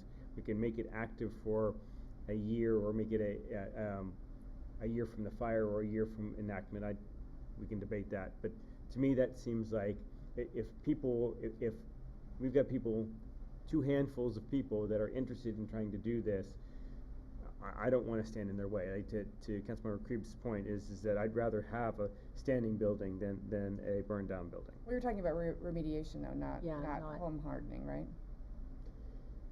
They're different. Are you? Yes. I guess what I'm thinking, and I wasn't being very clear, is that if you had a insurance claim associated with it, that it would allow you to expand it beyond to home hardening from remediation. That's like it opens the door to be able to do a little bit more, because you're already, because if you've got an insurance claim, I don't know, maybe Senior Planner Wolf can correct me, is that if you're doing remediation, I think that's all internal, and that wouldn't need any discretionary demolition permits. If it's not yellow and red tagged. What about if it's like a fence line that fell down from the wind and it's on a home that's, 75 years or older, and it's an old fence? I mean, is that included in what you would have to get an assessment for? So thank you for the question. My thoughts on remediation that would require a discretionary demolition permit is where ash and soot might have entered the framing of the home and exterior siding might need to be taken off. And in that case, the exterior siding, which could be wood shingle siding, would need to be replaced with something that's not wood shingle siding, because that is not a fire resistant material. And that's required as it is, right? And do we have residents that are filing those types of permits? Not at this time, but the more common issue is the replacement of windows. So here's my one worry is I agree with this concept, and it doesn't necessarily apply to us, but I'm looking at other cities that, we have people that, we don't really have that many developers coming in and snagging properties right now in our area, per se, like Altadena or Pasadena. But my worry would be if we leave this open, someone sells their house, and they're like, well, we need to harden our home, or we need to remediate the fact that the ash came through this window because it's wide open, and then they have to redo the whole siding, and they're able, through this loophole, to demolish the feel of our home and put up something totally different that we would never approve normally, but under this loophole they can. And I don't know if that's an issue in our area per se, but I know that's a big issue in not just burned down homes that are down, but not just yellow or red, but. Add something else, Mayor. Yes. In the urgency ordinance you adopted, you declared a shelter crisis, and the findings you made are that because these homes are unlivable, that's why we're pursuing the urgency ordinance. What you're proposing, you don't have homes that are unlivable. You have homes that are potentially pose some risk. Except for some of the residents that have said they won't move back in until this gets done. The findings are all different. We'd have to make a new set of findings. So if the city council goes in that direction, you may want a plan B just in case staff determines they can't make the findings. I mean, at this point, I think it probably makes sense just to push through the normal process as much as we can. Like, it sounds like we're going to spend as much time trying to leapfrog over the planning commission process and the normal public hearing process. Then we could, if we just started that now and maybe determined to put this on the planning commission's agenda as soon as possible and just start that clock now, versus trying to figure out if there's an emergency way. We would probably end up being at about the same time. I agree with that. Yeah. And it doesn't sound like we have that many imminent instances of people coming to the planning department with those problems. Well, I mean, so do we need two processes? Do we need one that is more urgent, that is dealing with people that want to do things right now? And is it the same process as biting off the historic challenges? Like this historic challenge, like I'm worried about it because as Senior Planner Wolf said, is we got approximately 100 coming on every year. And so this just ends up being this snowballs into a bigger problem every year that we don't get something more around it. So do we need to break it into two parts? Or do we tackle it all at once? I mean, to me, the recommended action is to create additional exceptions that are specific to the things that we've been talking about in terms of remediation and home hardening, and if they're sort of out of sight and not part of a larger larger demolition or remodel project, which I think is my understanding is that's the recommendation to sort of deal with the problem in its entirety. It's not something immediate and then have a broader fix later on, correct? Under that situation, the policy recommendation of staff would be to put a time limit on that, to sunset that ordinance at a certain date. Oh, I thought that your recommendation would that the exceptions would be evergreen, that if we were to proceed with the potential of additional exceptions to the requirements for the permit, that would be an exception going forward until it was changed, by a future council. You're thinking that those exceptions would sunset? I'm sorry, I misunderstood. I do agree with what you just said. Yeah, I guess I was saying, because Mayor Parkhurst was saying that he's sort of viewing things as, this idea of remediation or home hardening is a more urgent situation because people are wanting to do it now in connection with the fire-related matters. Maybe seeing separate and apart this notion overall of having all of these homes starting to age into this process in a way that might become, less manageable. It seemed to me that your recommendation to solve, or at least address both of those issues, were to provide these exceptions. Is that correct? That's correct. Okay, thank you. So that's alternative 4, correct? Yeah. Yeah, so I think. 4 and 5 is what I'm hearing. Yeah. What we're describing right now is 4, but what staff is recommending is 4 and 5. But if I have to, just again, but our action tonight would be to give you feedback to start the process with the Planning Commission, right? I mean, we're not actually necessarily recommending specific policy. But we can give guidance to the Planning Commission. And that But it has to go to them, and so. Right. I mean, I guess like what you said and what I said earlier, my only concern is if there is a particular instance, if there's some way to figure out a way to, shortcut it. Or no, I mean the reverse, basically a way for someone to put their hand up and say, hey, they're going to knock down the penny house. Like, we should probably have a conversation about that. I mean, obviously being exaggerating, but, I appreciate that it's hard to craft broad sweeping ordinances that allow for, specific exceptions. So but that's something I think that the Planning Commission could consider as part of their discussion, is if there's a way to protect or provide some appeal or some process by which, I don't know, I don't worry so much about the exceptions that we're talking about, because honestly I don't feel like my neighbor should be able to tell me I can't put up fire resistant siding on my historic home, but that's just my personal view. Mine too. So I mean, I think as part of the exceptions from the process, I think there's ones of that we're talking about kind of the look and feel, but I also think there's this the current housing stock coming in. Like, I would really love it if the bright minds on the Planning Commission could find a way to limit it down so that we could categorically exempt large portions of homes very quickly, because otherwise this is just going to be a bureaucratic nightmare for the city in the future. Everything built after 1970s, whatever the mid-century modern ended, because I don't think anything after that has been architecturally interesting. Yeah, but that hasn't hit right. It hasn't hit 75 years yet, right? So yeah, we could do that. But it's a rolling. You know what I mean? You could also take the position that it's not a number of years; it's a actual year, like anything before X date, and so you'd actually cut off the opting in, right? Because right now it's a rolling 75 years, and each year becomes later? That's a very good point. Yes, we could cap it at 1970, and then it would be done at that point.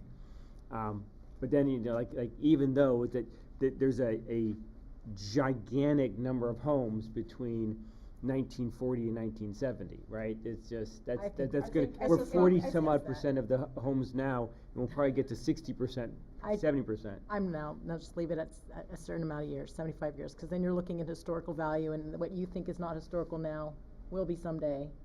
So I just say leave it as it is, the 75 years. I don't think that should be adjusted. I also think you could do it as like, was it built as part of a development of X number of houses or more, right? Because the likelihood of any track, being historically significant. Like I think of Jean and I's my and Jean neighborhood, down on, the southern ends of, those were huge swaths of houses between Orange Grove and Ramona, and probably one more street up, Esperanza, all the way between Hermosa and Michelinda, that were probably all one track. The likelihood of those being interesting is pretty low. Well, then it'll be assessed that way. I like that idea. Is if we can find a way. I mean, I think that's where I'm going. Is that if there's ways that we can just take whole chunks of homes and say, unless like there is a simple record search in the city's archives that say that a significant event happened at that home, all of these are categorically exempt. I mean, that to me, I think it would make a lot of sense. Well, okay, I like the way you're going with that. I'm just wondering if we want to talk about that in specifics now, or just let staff continue to develop this and bring it back to us. I mean, I feel like you guys are on the right track. I think you're getting that feedback from us, right? So. Councilmember Garcia, you're doing a lot of shuffling of papers, and I want to give you a chance. You're thinking about something. Yeah, I'm just reading the ordinances, the ones that are in the agenda packet relative to what's in the municipal code, and I was seeing the things built prior to 1940, but not the 75. Oh yeah, it's a separate part of the code. Yeah, but it's not in any of the attachments we have here. But okay. We're referencing the municipal code, and we're seeing that there were subsequent ordinances that contemplated this. So, no, my issue is that we're talking about home hardening and remediation, both vitally important, but remediation seems as though that's the part that needs to be streamlined. That has more urgency to me for purposes of people living in these houses for health issues. I'd like to say they're both urgent to me. They're both absolutely. I wouldn't separate them. I think they're both something we should move on. We don't know when the next fire's coming, and the sooner we can operate, sooner we can get our house, the city safer, the better. Agreed. But if people aren't able to move back into their homes because of remediation issues. Well, yeah, they've got to be on the front line, but add fire hardening too. I mean. All right, that was a lot of discussion, I think, to come to the conclusion that you should take it to the planning commission, right? Yes. Yeah, With our direction. I thank you. That's the exact thing I was going to ask is, city staff, do you have the guidance you need to take the next steps on this, or do you want us to pontificate further? I think I have enough guidance, thank you. All right. Excellent. Thank you so much. It's another good presentation. Yes. All right, so we're at the time now for future agenda items. Are there any future agenda items for council? Council would like to propose for future meetings. I actually have one. I'm actually going to ask this to be agendized. Nobody up here is going to like it, but I feel like the people of the city deserve a discussion at least. And last year, we talked about what the police can and can't do with reference to these emergency break-ins with these bears. And we went nowhere with it, and now we're sitting this. So I'm just asking for a discussion soon for what we can do to empower our police to go farther than where they're going down.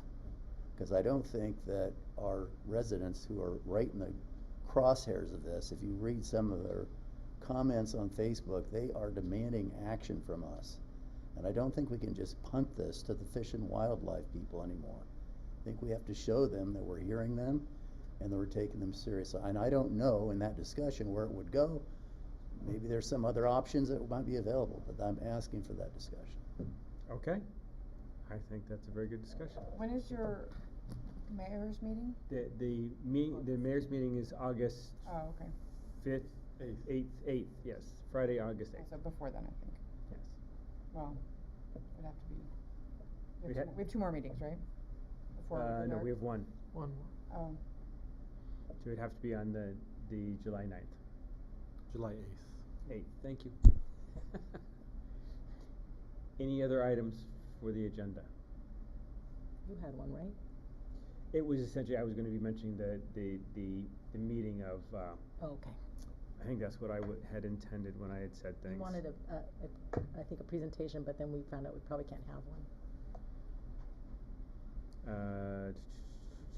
Yeah, I think it was protest related. Oh, yeah. Oh, Oh, thank you're so you. smart. Yes. Well, but we have that agendized for the 9th, right? The July, for the July 8th council meeting. Okay. I'll get it yet. Okay, yes. So we've got that on there, so I think we're, yes. So we need to revisit the process for permits, and we would have that for the July meeting. Okay. Great. All right, then if there are no other items for future agenda, I will entertain a motion to adjourn. Move to adjourn. Second. All in favor? Aye. We are adjourned till July 8th. You got it.